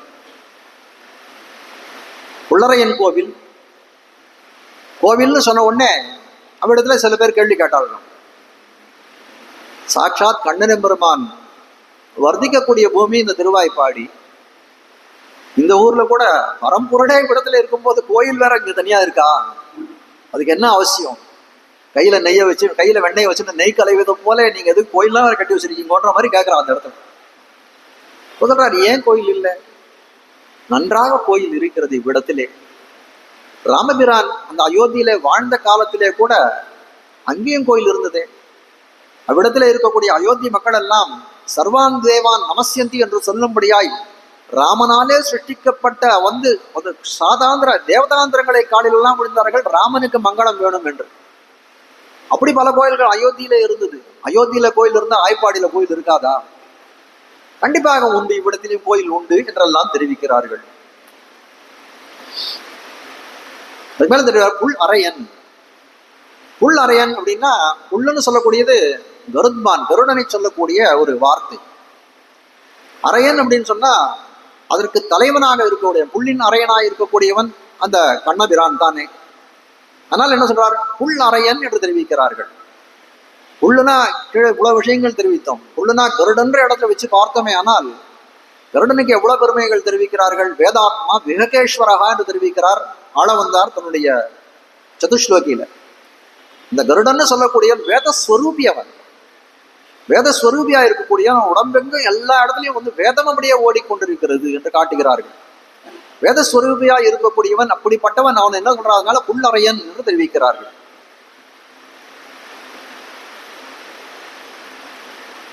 புல்லும் சிலம்பினகான் புல்லறையன் கோவில் என்று தெரிவிக்கிறார்கள். புல்லறையன் கோவில் வெள்ளை விழிசங்கின் பேரரவம் கேட்டிலையோ என்று கேட்டுகிறார்கள். புல்லறையன் அப்படின்னா வெள்ளை விழிசங்கின் பேரரவம் கேட்டிலையோ அப்படின்னு சொன்னா அந்த சங்கனுடைய தன்மையை தெரிவிக்கிறார்கள். அந்த சங்கனுடைய துவனி உங்களுக்கு கேட்கலையா அப்படின்னு ஒண்ணு சொல்றா. அதுக்கு முன்னாடி விசேஷமா அந்த சங்குக்கு விசேஷமா என்ன போடுறா, வெள்ளை விழி சங்கு என்று தெரிவிக்கிறார். சங்குல ஏதாவது வர்ண வித்தியாசங்கள்லாம் பேதம் உண்டா என்ன? சாதாரண வெள்ளையா இருக்கக்கூடிய சங்கு மஞ்சளா தெரியுமா யாருக்குன்னா, மஞ்சள் காமாலை வந்தவன் கண்ணுக்கு அது மஞ்சளா தெரியும். ஆனால் எதிரர்களுக்கு அந்த மாதிரி ஒரு விதமான வியாதியினால பீடிக்கப்படாதவர்கள் எப்படி தெரியும்? அது வெண்மையாக இருக்கக்கூடிய சங்குதான். அதுக்கு ஒரு அந்த விசேஷம் விடுறதே வியர்த்தம்ன்றாள். அடையாளமா சொல்றா, வெள்ளை விழி சங்கின் பேரரவம் புல்லறையன் கோவில் வெள்ளை விழி சங்கின் பேரரவம் கேட்டிலையோ அப்படின்னு அடையாளமா சொல்றார்கள். இவள் உள்ள உறங்கி கொண்டிருக்கக்கூடிய கேட்கிறார், வெள்ளைன்னு எதுக்கு ஒரு விசேஷம் நம்ம இடத்துல அடைமொழியை வைக்கிறீர்கள்? எல்லா சங்கும் வெள்ளையா தான் இருக்கும். ஆனால் வெள்ளைன்னு சொன்ன விசேஷம் வியர்த்தம் என்று முதல்ல தெரிவிக்கிறார். அவசியம் இல்லை விடத்திலே. அதுக்கு மேல விழிசங்கு என்று தெரிவிக்கிறார்கள். விழிசங்குன்னா அழைக்கக்கூடிய சங்கு. அப்ப என்ன பண்ற, இப்போ அலாரம் மாதிரி செட் பண்ணி வச்சிருக்கிறது என்ன பண்ணோம், அந்த சமயத்துக்கு சமயம் கூவும். அது போல இந்த சாமக்கோழி எப்படி கூவுதோ அது போல ஒரு ஜாமம் முடிஞ்ச உடனே சாமக்கோழி கூவதை போல இது கூவக்கூடியதுனால விழிசங்கு, வெள்ளை விழிசங்குன்னு சொல்லிட்டோம். அதுக்கு மேல என்ன சொல்றார், அதுவும் வந்து விழிசங்கா இருக்கே, அதனால வந்து அது எப்பவும் கூப்பிடுற மாதிரி கூப்பிடும், அதனால பொழுது விடிஞ்சதா வச்சுக்க முடியாது. பேரரவம்னு தெரிவிக்கிறார். பேரரவம் சாதாரண அரவம் இல்லை, ரொம்ப பெரிய சப்தம் கேட்கறதுன்னு தெரிவிக்கிறார்கள். பெரிய சப்தம் கேட்கறதுன்னா என்ன பண்ண, பெரித்த ஒலின்னா எனக்கு கேட்டிருக்கணுமே. ஒரு பெரிய சப்தம் கேட்கறது, இங்க இருக்கிறாள் எல்லாரும் கேட்கறது அடியன் கேட்கலன்னு சொன்னா என்ன அர்த்தம் அப்படின்னா, எனக்கு ஒண்ணுமே கேட்கல அப்படின்னு அடியன் சொன்னேன். ஆனால் ரெண்டு விஷயம் தான், ஒண்ணு பொய் சொல்றேன்னா இருக்கணும், இல்லாட்டி காது கேட்காதா இருக்கணும். ஆனால் இந்த விஷயத்துல அப்படி இல்லை. அவர் உறங்கி கொண்டிருக்கிறாள், அதனால என்ன சொல்றாரு, எனக்கு எதுவுமே கேட்கலையே. இவர்கள் சொல்லக்கூடியதுக்கெல்லாம் அந்த வார்த்தைகளுக்கெல்லாம் எதிர் வார்த்தை சொல்லும்படியாக, ஏதாவது கண்ணழிவு தெரிவிக்கும்படியாக இருக்கக்கூடிய வார்த்தைகள் என்ன சொல்றாரு, பேரரவன் கேட்டிலையோனா பேரரவன் எனக்கு கேட்கலையே, இப்படியும் செவிப்படலையே, இவ்வளவு பெரிய இது இருந்து ஓசை கேட்டு உனக்கு செவிப்படலைன்னா நீ உள்ள என்னதான் பண்ணிட்டு இருக்க என்று கேட்கிறார்கள். உள்ளறை பொருளாலே காட்டுகிறார். உள்ளறையன் கோவில் வெள்ளை விழி சங்கின் பேரரவன் கேட்டிலையோ. புல்லறையன் கோவில்னா ஏற்கனவே சொன்னேன், வேதாத்மா வேகேஸ்வரா. புல்லறையன்னு சொல்லக்கூடியவன், கருத்மான்னு சொல்லக்கூடியவன், அவன் வேதஸ்வரூபியாய் இருக்கக்கூடியவன், அவனே ஒரு வேதம் தான் அப்படின்னு காட்டுகிறார்கள். அப்போ அப்படி புல்லறையன்னு சொல்லக்கூடியவன், அந்த புல்லறையன் கோயில் சங்கு அப்படின்னு சொன்னா என்ன அர்த்தம் அப்படின்னா, அந்த வேதத்திலே உரையக்கூடிய சங்கம் என்று காட்டுகிறார்கள். அப்ப வேதத்துக்கு என்ன வந்து தொடக்கக்கூடிய காலத்தில் என்ன இருக்கும், ஓம்னு சொல்லக்கூடிய பிரணவம் தான் வேதத்துக்கு, வேதத்திலே பிரதிபாத்தியம் இல்லை, வேதத்தினுடைய சங்கிரகமா இருக்கக்கூடியது அந்த பிரணவம்னு சொல்லக்கூடிய ஓம்காரம் தானே. அந்த சங்கு எப்படி இருக்கு அப்படின்னு கேட்டா, வெள்ளை விழி சங்குன்னு சொல்றாங்க. அந்த சங்குனுடைய ஆகாரம் எப்படி இருக்கும், சாதாரண பார்த்தோம்னா இப்படி இருக்கும். நம்ம ஓம்காரம் தமிழ்ல எழுதுறோம், ஓன்ற எழுத்து எப்படி இருக்கோ அதே போல ஆகாரம் சொல்லக்கூடியது எப்படி நம்மளுடைய உருவம் இருக்கு. ஒருத்தர் அவருடைய ஆகாரம் எப்படி இருந்ததுன்னா, நல்ல மெலிந்து இருந்தார், இல்ல நல்லா கொஞ்சம் புஷ்டியா இருந்தார் அப்படின்லாம் சொல்றோம், ஸ்தூலமா இருந்தார்னு சொல்றோம் இல்லையா. அத போல இந்த ஆகாரம்னு சொல்லக்கூடியது என்னன்னா அதனுடைய உருவத்தை காட்டக்கூடியதா இருக்கிறது. சொல்ற சங்கனுடைய ஆகாரம் எப்படி இருக்கும், ஒரு ஓம்னு பிரணவாகாரத்தை போல இருக்கும். பிரணவம் சங்கு போல இருக்கு. அப்போ சங்க என்னன்னு சொல்லலாம்னா பிரணவம்னு சொல்லலாம் என்று காட்டுகிறாரு உள்ளுரை பொருளாளை. வெள்ளை அப்படின்னு சொல்லக்கூடியது என்ன, என்னை வெள்ளியூர் ஆக்க வல்ல நெய்யடை நல்லதோர் சோறும் நேதமும் அத்தாணி சேவகும் கையடைக்காழும் கருத்துக்கு பூரடு காதுக்கு குண்டலும் மெய்யிட நல்லதோர் சாந்தமும் தந்து என்னை வெள்ளுயிர் ஆக்கவல்ல என்று சொல்லும்படியாய் தன்னிடத்திலே இருக்கக்கூடிய ஸ்வபாவத்தை உணர்த்தக்கூடியதாய் இருக்கு என்று காட்டுகிறார்கள். அது என்ன, அந்த என்னை வெளியூர் ஆக்கவல்ல சம்சாரிகளை எல்லாம் சுத்த ஸ்வபாவராக ஆக்கவல்லது அந்த எம்பெருமானுடைய இறை அனுபவமானதுன்னு காட்டுகிறார்கள். வெள்ளை அப்படின்றதுக்கு இது சொல்லிட்டார், பிரணவாகாரம்னு சொல்லிட்டார். அப்போ விழின்னு சொன்னா என்ன சொல்லணும் அப்படின்னா, இந்த விழின்றதே துவனி தானே, அது எல்லாருக்கும் பிரபோதத்தை பிரபோதம்னா ஞானத்தை உண்டாக்கக்கூடியதா இருக்கிறது. வெள்ளைன்றது பிரணவம், அந்த பிரணவம் என்னது இருக்கிறதுனா ஞானத்தை பிரபோதம்னு சொல்லக்கூடிய ஞானத்தை உண்டாக்குறதா இருக்குது. அவர் வெள்ளை விழி சங்கின் பேரரவம் கேட்டிலையோ அப்படின்னு சொல்றான். அந்த பேரரவத்தை ரெண்டா பிரிச்சுக்கணும். அரவம்னு பிரிச்சுக்கணும் ஒண்ணு, பேரரவம்னு ஒரு அர்த்தம், ரெண்டு அர்த்தம் அதுல சொல்லுகிறார்கள். பிரணவத்திலே அரவம் அப்படின்னா என்ன அப்படின்னு கேட்டா, வெள்ளை விழி சங்கில் அரவம், பிரணவத்திலே அரவம் என்ன, அந்த ஓம்காரத்திலே அரவம் என்னன்னா ரவஹா அப்படின்னு சொல்லக்கூடியது சம்ஸ்கிருத சொல். அது சொல்லக்கூடியது என்னன்னா தமிழிலே அதுக்கு சேர்ந்த பதம், துல்லியமான பதம், அந்த சமமான பதம் அப்படின்னா அரவம். அந்த அரவம்னு சொல்லக்கூடியதுன்னா துவனி. படியன் பேசுறேன், அதுல இருந்து ஒரு துவனி கேட்கறது இல்லையா, அதை துவனி, அதனுடைய ஓசைன்னு கொள்ளணும் அது. அப்போ அந்த அரவம்னு சொல்லக்கூடியது பிரணவத்துல என்ன இருக்குது, 3 எழுத்துக்கள் உண்டு. அந்த ஓம்காரத்துல 3 எழுத்துக்கள் உண்டு. அகாரம், உகாரம், அகாரம், ஆ ஊ மா அப்படின்னு 3 எழுத்துக்கள் அதிலே உண்டு. அகாரம்னு சொல்லக்கூடிய எதை குறிக்கிறதுனா அந்த பகவானை குறிக்கிறது. அந்த மகாரம் மான்ற எழுத்தா யாரை குறிக்கிறது, நம்ம போல இருக்கக்கூடிய ஜீவாத்மாவை குறிக்கிறது. அதுக்கு மேலே என்ன தெரிவிக்கிறார், ஊன்னு சொல்லக்கூடியது அவதாரம், அவதரணம்னு தெரிவிக்கிறார்கள். அந்த அவதரணம்ன்றது என்ன தெரிவிக்கிறதுனா இந்த அகார வாச்சியனாக இருக்கக்கூடிய அகாரம் என்ற வந்த அக்ஷரத்தாலே காட்டப்படக்கூடிய எம்பெருமானுக்கு மகாரம் என்று சொல்லக்கூடிய எழுத்தாலே காட்டப்படக்கூடிய ஜீவாத்மா அவனுக்கே சேஷப்பட்டவன், அவனுக்கே அடிமை, அவனுக்கே குற்றேவல் செய்ய கடவன் என்றெல்லாம் காட்டுகிறது. அப்போ இது என்ன, ரவஹா அப்படின்னு சொல்லக்கூடியது, அரவம்னு சொல்லக்கூடியது என்ன காட்டுறது, அரவம்னு சொல்லக்கூடியது இந்த எம்பெருமானுக்கு இந்த ஜீவாத்மா அடிமை அப்படின்னு காட்டுறது. ஆனால் இந்த இடத்துல இருக்கக்கூடியது என்னன்னா அரவத்தோட இல்ல, பேரரவம்னு ஒண்ணு இருக்கே.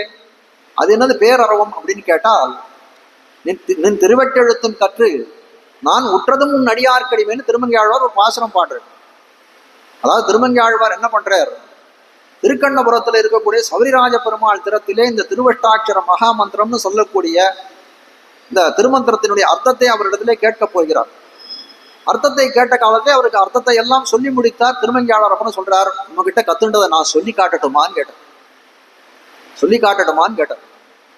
அது சரி, யாரும் இந்த மாதிரி உலகத்துல உபன்யாசம் பண்றாங்களா இந்த மாதிரி கேட்டான்னா, காஞ்சி சுவாமி உபன்யாசம் பண்ணக்கூடிய காலத்துல இருக்குவாடெல்லாம் வந்து பல பேரை கூட்டு அந்த ஸ்லோகம் சொல்லுங்களேன், இந்த பாசுரம் சொல்லுங்களேன்னு கேட்பாங்க. பல பேர் அதனால என்ன பண்ண, திடீர்னு கேட்டா எல்லாருக்கும் ஞாபகம் வரணுன்றது நிச்சயம் இல்லையே. எப்பேற்பட்ட வந்து அத்தியனம் பண்ணவராக இருந்தாலும் ஏதோ சில சமயங்கள்ல வந்து கொஞ்சம் இதுதான் தோணும். அதனால பல பேர் என்ன பண்ணுவானா, அவர் முன்னாடியே வந்து உட்கார மாட்டானாம். அந்த மாதிரி கொஞ்சம் வந்து பயமெல்லாம் உண்டு என்றெல்லாம் தெரிவிப்பார்கள். ஆனால் திருமங்கையாளர் என்ன சொல்றார், அந்த பயமெல்லாம் அவருக்கு இல்லை. கலிய நோலி அப்பயும் மிடுக்கானவர். அவர் சொல்றார், நானே பரீட்சை கொடுக்குறேன், உங்களுக்கு நீர் பரீட்சை வைப்பான, எனக்கு நானே பரீட்சை கொடுக்குறேன் அப்படின்னாராம். என்னன்னு தெரியலாம், மற்றெல்லாம் பேசிலும் நின் திருவெட்டெழுத்தும் கற்று நான் உற்றதும் உன் அடியார்க்கடிமை, மற்றும் ஒரு தெய்வம் உளதன்னு இருப்பாரோடு ஊத்திலேன். நான் வந்து எப்படிப்பட்டவனா இருக்கேன் தெரியுமா, நீ உன்னுடைய திருமந்திரார்த்தத்தை சொன்ன அர்த்தத்தை வேற தெய்வங்கள் உண்டு என்று சொல்லுபவர் கூட எனக்கு எந்த விதமான சகவாசமும் கிடையாதுன்னு இருப்பாரோட உற்றதும் உன் அடியார்க்கடிமைன்னாராம். பெருமாளுக்கு தூக்கி வாரி போட்டுதான் நான் இந்த அர்த்தத்தை எங்க சொன்னேன்னா, இந்த திருவஷ்டாட்சர மகாமந்திரத்துல இந்த அர்த்தத்தை நான் சொல்லவில்லையே, உனக்கு யார் சொன்னதுன்னு கேட்டாராங்க. மற்றெல்லாம் பேசிலும் நீர் நிறைய விஷயங்கள் பேசினீர், மற்றெல்லாம் பேசிலும் நான் கிரகிச்சது என்ன தெரியுமா, சாரமாக கிரகிச்சது நின் திருவெட்டெழுத்தும் கற்று நான் உற்றதும் உன் அடியார்க்கடிமை. உன்னுடைய திருவஷ்டாட்சரம் இந்த 8 எழுத்துக்களை கற்றதிலே சாரமாக அறிந்து கொண்ட விஷயம் என்னன்னா, நான் உனக்கு மட்டும் அடிமை இல்லை, உன் அடியார்களுக்கும் அடிமை, அடியவர்கள் தம் அடியான் என்று சொல்லும்படியாய் நான் பாகவத சேஷத்துவமும் புரிந்தவன் என்று காட்டுகிறேன் என்றார். அப்போ அரவம்னு சொன்னதாலே பகவானுக்கு இறைவனுக்கு அடிமை, பேரரவம் என்று சொன்னதாலே அடியவர்களுக்கு அடிமை என்று பாகவத சேஷத்துவம் பரியந்தம் இது இருக்கிறது என்று காட்டுகிறார். வெள்ளை விழிசங்கின் பேரரவம் கேட்டிலையோ, அது கூடயா கேட்கல உனக்கு, இப்படிப்பட்ட இதை கேட்காது இருப்பியா, பாகவத சேஷத்துவன்றதை சொல்லியிருக்கார், அது கேட்டுதானே ஆகணும் உனக்கு என்று காட்டுகிறார்கள். வெள்ளை விழிசங்கின் பேரரவம் கேட்டிலையோ பிள்ளாய் அப்படின்னு எழுதுகிறாள். பிள்ளைன்றத கொஞ்சம் நெடிமா எழுதியிருக்காங்க. பிள்ளைனா ஒரு குழந்தைக்கு சுவாபாவிகமா இருக்கக்கூடிய தன்மை என்ன, அதுக்கு ஒன்றும் தெரியாது. அதனால என்ன சொல்லலாம், அது பேதமை உடையது அப்படின்னு கூட சொல்லலாம். ஆனால் அவளுக்கு சொல்றார், பிள்ளைன்னு எதுக்கு சொல்றாருன்னா, இவள் தனக்கு எதுவும் தெரியாத ஒரு குழந்தையை போல எதுவும் தெரியாத பேதமை உடையவளாய் இருக்கிறாள் அப்படின்றதுக்காக பிள்ளாய் என்று அழைக்கிறார்கள். ஆனால் அதுவே தப்பு தானே. ஒரு பாகவத அனுபவம் இறை அனுபவம் பண்ணணும்னு போறக்கூடிய காலத்துல குழந்தை போலாம் அப்படின்னு கூட்டா எப்படி இருக்கும், என்ன போய் குழந்தைன்னு கூட்டிய. 2 விஷயம். அதாவது ஒருத்தருக்கு ஒரு தோழரா இருக்கார், அவர் வந்து நம்மள வந்து திடீர்னு சுவாமி எப்படி இருக்காரு, சௌக்கியமா இருக்கிறா, வாங்க திரும்பி நீ பாங்க அப்படின்னு நம்ம கிட்ட கேட்டா அப்போ கூட நம்ம என்னடா இப்படிலாம் சொல்ற அப்படின்னு கேட்போம். நிஜமாக ஒருத்தர் சுவாமியா இருக்கு, அவரை போய் தோல்ல கை போட்டு எப்படா வந்த அப்படின்னு கேட்டோம்னா அதுவும் அவருக்கு தூக்கி வாரி போடும்.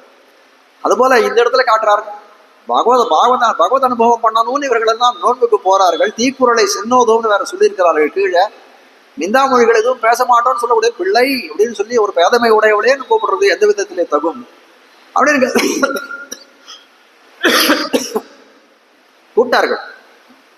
கூப்பிட்டார்கள். அவளுக்கு மேல உபதேசங்கள் எல்லாம் பண்ணுகிறார்கள். நான் வெள்ளை வெளிசங்கின் பேரரவன் கேட்டிலேயே புள்ளும் சிலம்பினகான்னு பட்சிகள் எழுந்ததை அடையாளமாக சொன்னோம், அதையும் நீ ஒத்துக்கல. அதுக்கு மேல வெள்ளை வெளிசங்கின் பேரரவம் புள்ளரையன் கோயில் வெள்ளை வெளிசங்கின் பேரரவம் கேட்டிலையோன்னு சொன்னோம், அந்த அடையாளத்தையும் நீ ஒத்துக்கொள்ளவில்லை. அப்ப நாங்க என்ன நினைக்கிறோம் அப்படின்னா, நீ தனியாக கிருஷ்ணானுபவம் செய்து கொண்டிருக்கிறாயோன்னு எங்களுக்கு தோன்றது.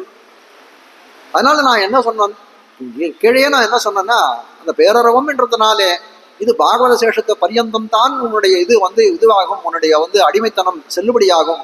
அது எம்பெருமான் திறத்திலே மட்டும் இருக்கக்கூடிய அடிமைத்தனம் செல்லுபடியாகாது, விலை செல்லாது என்று அதுக்காக தானே பேரரவம் சொன்னதாலே பாகவத சேஷத்தும் என்றெல்லாம் தெரிவித்தோம். நீ அதெல்லாம் கேட்டு எழுந்துக்க வேண்டாமா, இப்பயும் எழுந்துக்காதிருக்கே, அதனால் பிள்ளாய் என்று கூப்பிடுகிறோம் என்று காட்டுகிறார்கள். உன்னுடைய இது என்ன ஆகும்னா, நீ தனியா கிருஷ்ண சம்ஸ்லேஷம் கிருஷ்ணனுடைய அனுபவத்தை பண்ணால் அது தரித்து நிற்காது. நீ இதெல்லாம் பார்த்தா என்ன தெரியுதுன்னா, எங்களோட கூடி இந்த பாகவதர்களோட கூடி இருப்பதில் உனக்கு விருப்பம் இல்லை போல தெரியிருக்கிறதே என்று காட்டுகிறார். அது மட்டும் இல்லை, ஏன் பிள்ளாயன் கூட்ட பேதமுடையவள் இதை அறிந்து கொள்ளாத இருக்கிறாள், அதனால உன்னை பிள்ளாயன் கூட்டோம் என்றெல்லாம் காட்டு. பிள்ளாய் எழுந்திராய், எழுந்திரு அப்படின்னு காட்டுகிறார்கள். அதுக்கு இன்னொரு அர்த்தமும் காட்டுகிறார்கள். பிள்ளாய்னா சிறு பிள்ளை. அதை நீராட போதுவீர்னு சொல்லக்கூடிய காலத்திலே காட்டக்கூடிய வியாக்கியானம் பண்ணக்கூடிய காலத்துல என்ன சொல்லி தெரிவித்தார்கள், தோழிகள் இவர்கள் எல்லாம் அப்படி இருக்கக்கூடிய காலத்துல ரொம்ப இன்னும் ஒரு ஃபார்மலா பேசிட்டு இருக்காரு, நீராட போதிருவா குளிப்பலாவான்னு கூட்ட ஆகாதா அப்படின்னு சொல்லக்கூடிய காலத்துல பகவத் பக்தர்களாக இருக்கக்கூடியவர்கள் அப்படிலாம் எப்படி கூப்பிடலாம், அவர்களே என்ன சொல்லணும், அண்ணா நீராட போதுவீர்னு தான் சொல்லணும். கள்ள வீழ் சோலை கணபுரம் கைத்தொழின் பிள்ளையை பிள்ளை என்ற என்ன பெறுவரே. திருமங்கி ஆழ்வார் பரகால நாயக சிறு குழந்தையாய் இருக்கிறாள்.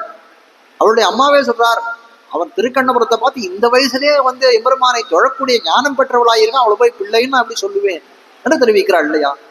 அதே போல இவ்விடத்திலையும் தெரிவிக்கிறார், பிள்ளாயின்னு இப்படி சொல்ல முடியும், ஆனால் பிள்ளாயின்னு சொந்த அந்த அர்த்தத்துல இல்லை என்று காட்டுகிறார்.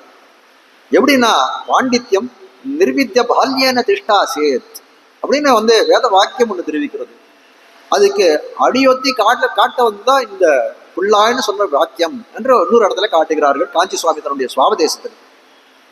அதாவது சிறு பிள்ளைகளுக்கு இந்த காட்ட வந்த விஷயம்னா, சிறு பிள்ளைகளுக்குலாம் எப்படி இருக்கும், பேதைன்னு சொல்றோம், ஆனா கள்ளம் கபடு அறியாதவர்களா இருப்பவர்கள் பொய் சொல்ல மாட்டார்கள் என்றெல்லாம் இருக்கும். அதை இட்டுத்தான் என்ன பண்ணார், பிள்ளாய் அப்படின்னு கூப்பிட்டார்கள். ஆனா இங்க பிள்ளைன்னு சொன்னது ரொம்ப சிசு, அம்மாவிடத்துல பால் சாப்பிடக்கூடிய குழந்தையை சொல்லவில்லை, ஓரளவு கொஞ்சம் பெரியவளா இருக்கிறது தான் சொல்றா பிள்ளாய் அப்படின்னு சொல்கிறார்கள். என்னன்னா, அவர்கள் எந்த விதமான கள்ளம் கபட அற்றவர்களாய் இருப்பவர்கள். நீங்க நினைக்கிற மாதிரி தனியா கிருஷ்ண சம்ஸ்லேஷம் பண்றவள் இல்லை, அவள் இடத்துல அந்த மாதிரி வஞ்சகம் கிடையாது என்று தெரிவிக்கிறார்கள். தர்க்க சங்கிரகம்னு ஒரு கிரந்தம். இந்த தர்க்க சங்கிரகம் என்னத்துக்கு அடி அப்படின்னு கேட்டா, நம்மளுடைய வேதாந்த பாட்டனங்கள் எல்லாம் வேதாந்த கிரந்தங்கள் எல்லாம் காலக்ஷேபம் பண்ணணும்னா அந்த தர்க்க சங்கிரகம் நன்னா தெரிஞ்சுக்கணும். அது தெரிஞ்சாதான் அந்த வேதாந்த வாக்கியங்கள் எப்படி நிர்வாகம் பண்றாரு, எந்த பிரக்கிரியில ஸ்ருதி பிரக்கிரியில ஸ்மிருதி பிரக்கிரியில இதிகாச பிரக்கிரியில புராண பிரக்கிரியில பண்ணக்கூடிய நிர்வாகங்கள்லாம் நம்ம புரியணும், தர்க்க சங்கிரகம் புரியணும். அந்த தர்க்க சங்கிரகம்ன்ற கிரந்தத்தை அன்னம் பற்றன்னு ஒருத்தர் எழுதி இருக்கார். அவர் எழுதுறாரு, முதல்ல இந்த தர்க்க சங்கிரம் எதுக்கு எழுதினே தெரியுமா, பாலானாம் சுகபோதாய கிரியத்தைய தர்க்க சங்கிராக. பாலானாம்னு சொல்லக்கூடியது சிறுவர்களுக்காக, சிறுவர்கள் ரொம்ப சுலபமாக படிப்பதற்காக நான் ஒரு கிரந்தம் எழுதியிருக்கேன், அதுதான் தர்க்க சங்கிரகம் அப்படின்னு எழுதினார். தர்க்க சங்கிரகம் படிக்கிறதுக்கு எதுக்கு சொன்ன, வேதாந்தங்களை படிப்பதற்கு. வேதாந்தங்களை படிப்பதுன்னா அவருக்கு கொஞ்சம் நிச்சயமாகவே அவர்கள்லாம் வேத அத்தியனம் பண்ணவராக இருக்கும். அவர்கள் கொஞ்சம் வயசு ஒரு 16 வயசு 18 வயசு இருக்கும். அவர்களெல்லாம் பிள்ளைன்னு சொல்ல முடியாது. என்ன சொல்லிட்டார், பாலானம் பாலகர்களுக்காகவே நான் அந்த தர்க்க சங்கிரகத்தை எழுதினேன் அப்படின்னு சொல்லிட்டார் இவர். அப்போ என்ன சொல்றார், பாலானாம் அப்படின்றதுக்கு வியாக்கியானம் வேற பண்றாரு. அவர் என்ன சொல்ல வந்த விஷயம் என்னன்னா, நான் எழுதக்கூடிய இந்த தர்க்க சங்கிரகம் சிறுவர்களாலையும் புரிந்து கொள்ளக்கூடிய அளவுக்கு ரொம்ப சரளமாக எளிமையாக எழுதியிருக்கிறேன்னு சொல்ல வந்தார். அப்போ பாலானான்ற சப்தத்துக்கு அர்த்தம் சொல்லணுமே மேல. அப்ப சொல்றார், கிரகண தாரண போஷணகா பட்டு பாலாகா. அதாவது யார் பாலன், அந்த பாலகன் சிறுவன் அப்படின்னு கேட்டா, யார் ஒருவன் கிரகணம் சொல்லக்கூடிய விஷயங்களை எல்லாம் கிரகணம் பண்ணி கிரகித்துக் கொள்ளக்கூடியவனாய் இருக்கிறானோ அவன் பாலன். அது கிரகணம் மட்டும் இருந்தா போதாது, அதை தரிக்கக்கூடிய சக்தி இருக்கணும். இப்போ நம்ம ஒரு விஷயம் சொல்றோம் அப்படின்னா அதை கிரகித்து இருந்தா மட்டும் போதாது. தெருவில் போன உடனே போயிடுத்துனா, இறங்கின உடனே மறந்து போயிடுத்துனா, அதை தரிக்க வேண்டும், மனசிலே தரிக்க வேண்டும். தாரண சக்தி படைத்தவனா இருக்கணும். கிரகண தாரண அது மட்டும் இருந்தா போதுமான, அதுவும் போதாது. தாரண போஷணம் தெரிவிக்கிறார்கள். இப்போ கத்துக்கொண்ட வித்தியை இன்னும் அபிவிருத்தி செய்து கொண்டே போக வேண்டுமே. ஒரு ஒரு வித்தியை கத்துட்டார்னா அந்த வித்தியை கொண்டு எப்படி பல வித்தியைகளை எப்படி அத்தியாசம் பண்றது, அதுக்கு இதுக்கும் என்ன சம்பந்தம் இருக்கு, அதை இதை எப்படி சமன்வயப்படுத்தலாம், விரோதமா இருக்கக்கூடிய விஷயங்களை என்றெல்லாம் ஆராய்ச்சி செய்து அதை அபிவிருத்தி பண்ணக்கூடிய ஞானம் இருக்க வேண்டும்.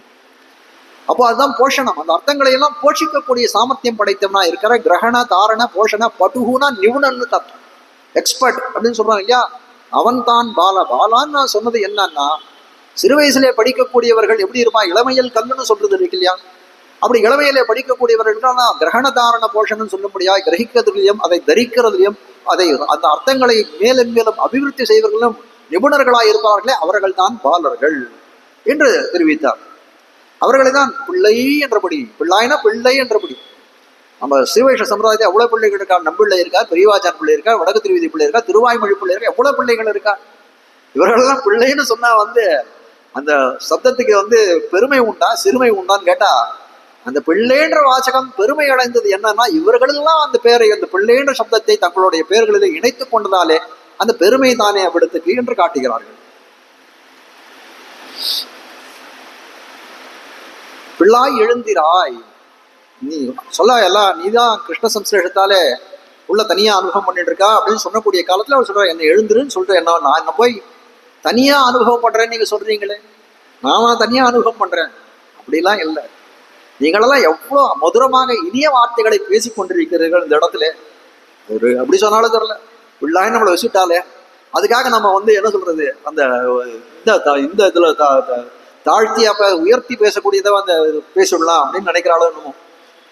உங்களுடைய இனிய பேச்சுக்களை நான் கேட்டுக்கொண்டுதான் இருக்கிறேன், உலங்கணிந்திருக்கிறேன், என்ன போய் பிள்ளாயின்னு நீங்க சொல்றீர்களே, அப்படி மாதிரி சொல்லலாமா அப்படின்னு சொல்லலாம். நீங்கள் நன்றா பிள்ளைகள், நீங்கள் தான் பிள்ளைகள், எனக்கு போய் பிள்ளைன்னு சொல்றீங்களே, நான் எப்படிப்பட்டவளாய் இருக்கிறேன், எல்லாம் அடியவர்களோடு சேர வேண்டும் என்று கீழே தெரிவித்த கிரமத்திலே முன்னிலையில அவதாரிகளை சொன்னது போல பல விஷயமானவங்களோட அனுபவிக்க காத்து கொண்டு இருக்கக்கூடியவன் நான் என்று தெரிவிக்கிறார். பிள்ளாய் எழுந்திராய்.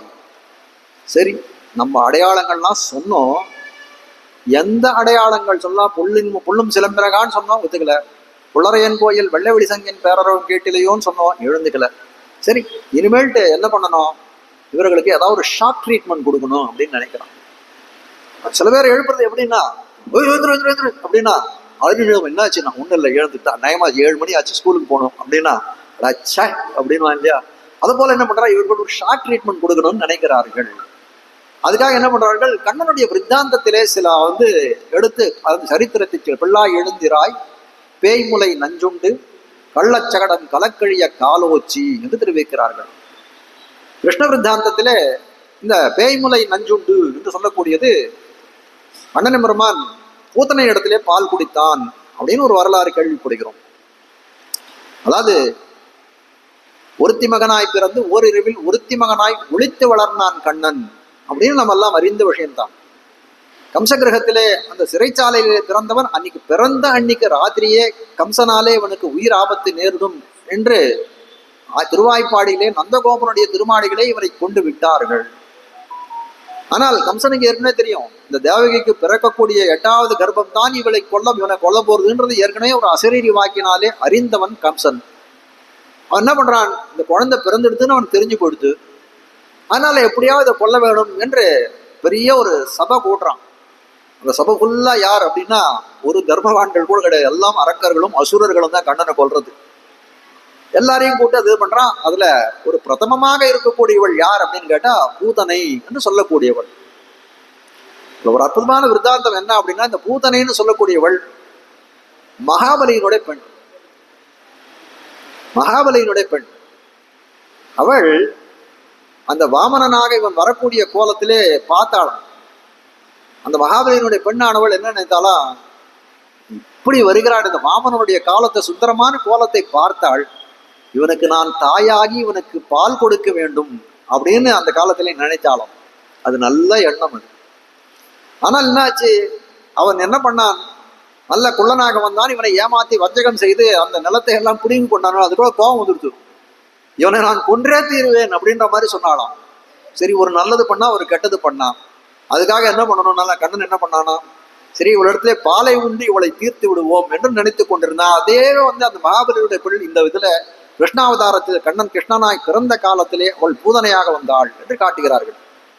அப்படி வந்தவள் என்ன பண்ணாள், ஊர்ல இருக்கக்கூடிய குழந்தைகள் எல்லாம் புதுசா குழந்தைகள்லாம் தேடி தேடி அவர்களை பால் கொடுத்து அந்த அதாவது தன்னுடைய முலைகளிலே நஞ்சை தீற்றி கொண்டு விஷத்தை தீற்றி கொண்டு குழந்தைகளுக்கு பால் கொடுப்பா. அப்படியே குழந்தைகள் எல்லாம் பல குழந்தைகள் மடிந்து போயிடும். அதே மாதிரி கிருஷ்ணனையும் தேடி வருகிறாள். கிருஷ்ணன் அம்மா கிட்ட பால் சாப்பிட்றத ரொம்ப ஆசையா பூதனைகிட்ட பால் சாப்பிட போனான். அவனுக்கு தெரியும், ஏன்னா இவள் ஏற்கனவே நம்ம கொடுக்கணும், எத்தனை யுகமா காத்துட்டு இருக்கா, இவளுடைய பாலை சாட்டி இவளுடைய ஆசையை தீர்க்க வேண்டும் என்று நினைத்தானாம். ஆனால் என்ன பண்ணான், தாயாய் வந்த பேயுறும் என்று சொல்றா, தாய் போலே வந்தாள் அவள். தாய் போலே வந்தவள் இடத்துல என்ன பண்ணான், இவனும் தாயாகவே ஒரு அன்பு பாராட்டி அவள் இடத்துல பாலை அருந்தினான். அருந்தக்கூடிய காலத்துல அந்த விஷம் இருந்தது, விஷத்தையும் சேர்த்து உறிஞ்சான். அது மட்டும் இல்ல, அவருடைய உயிரையும் சேர்த்து உறிஞ்சான்.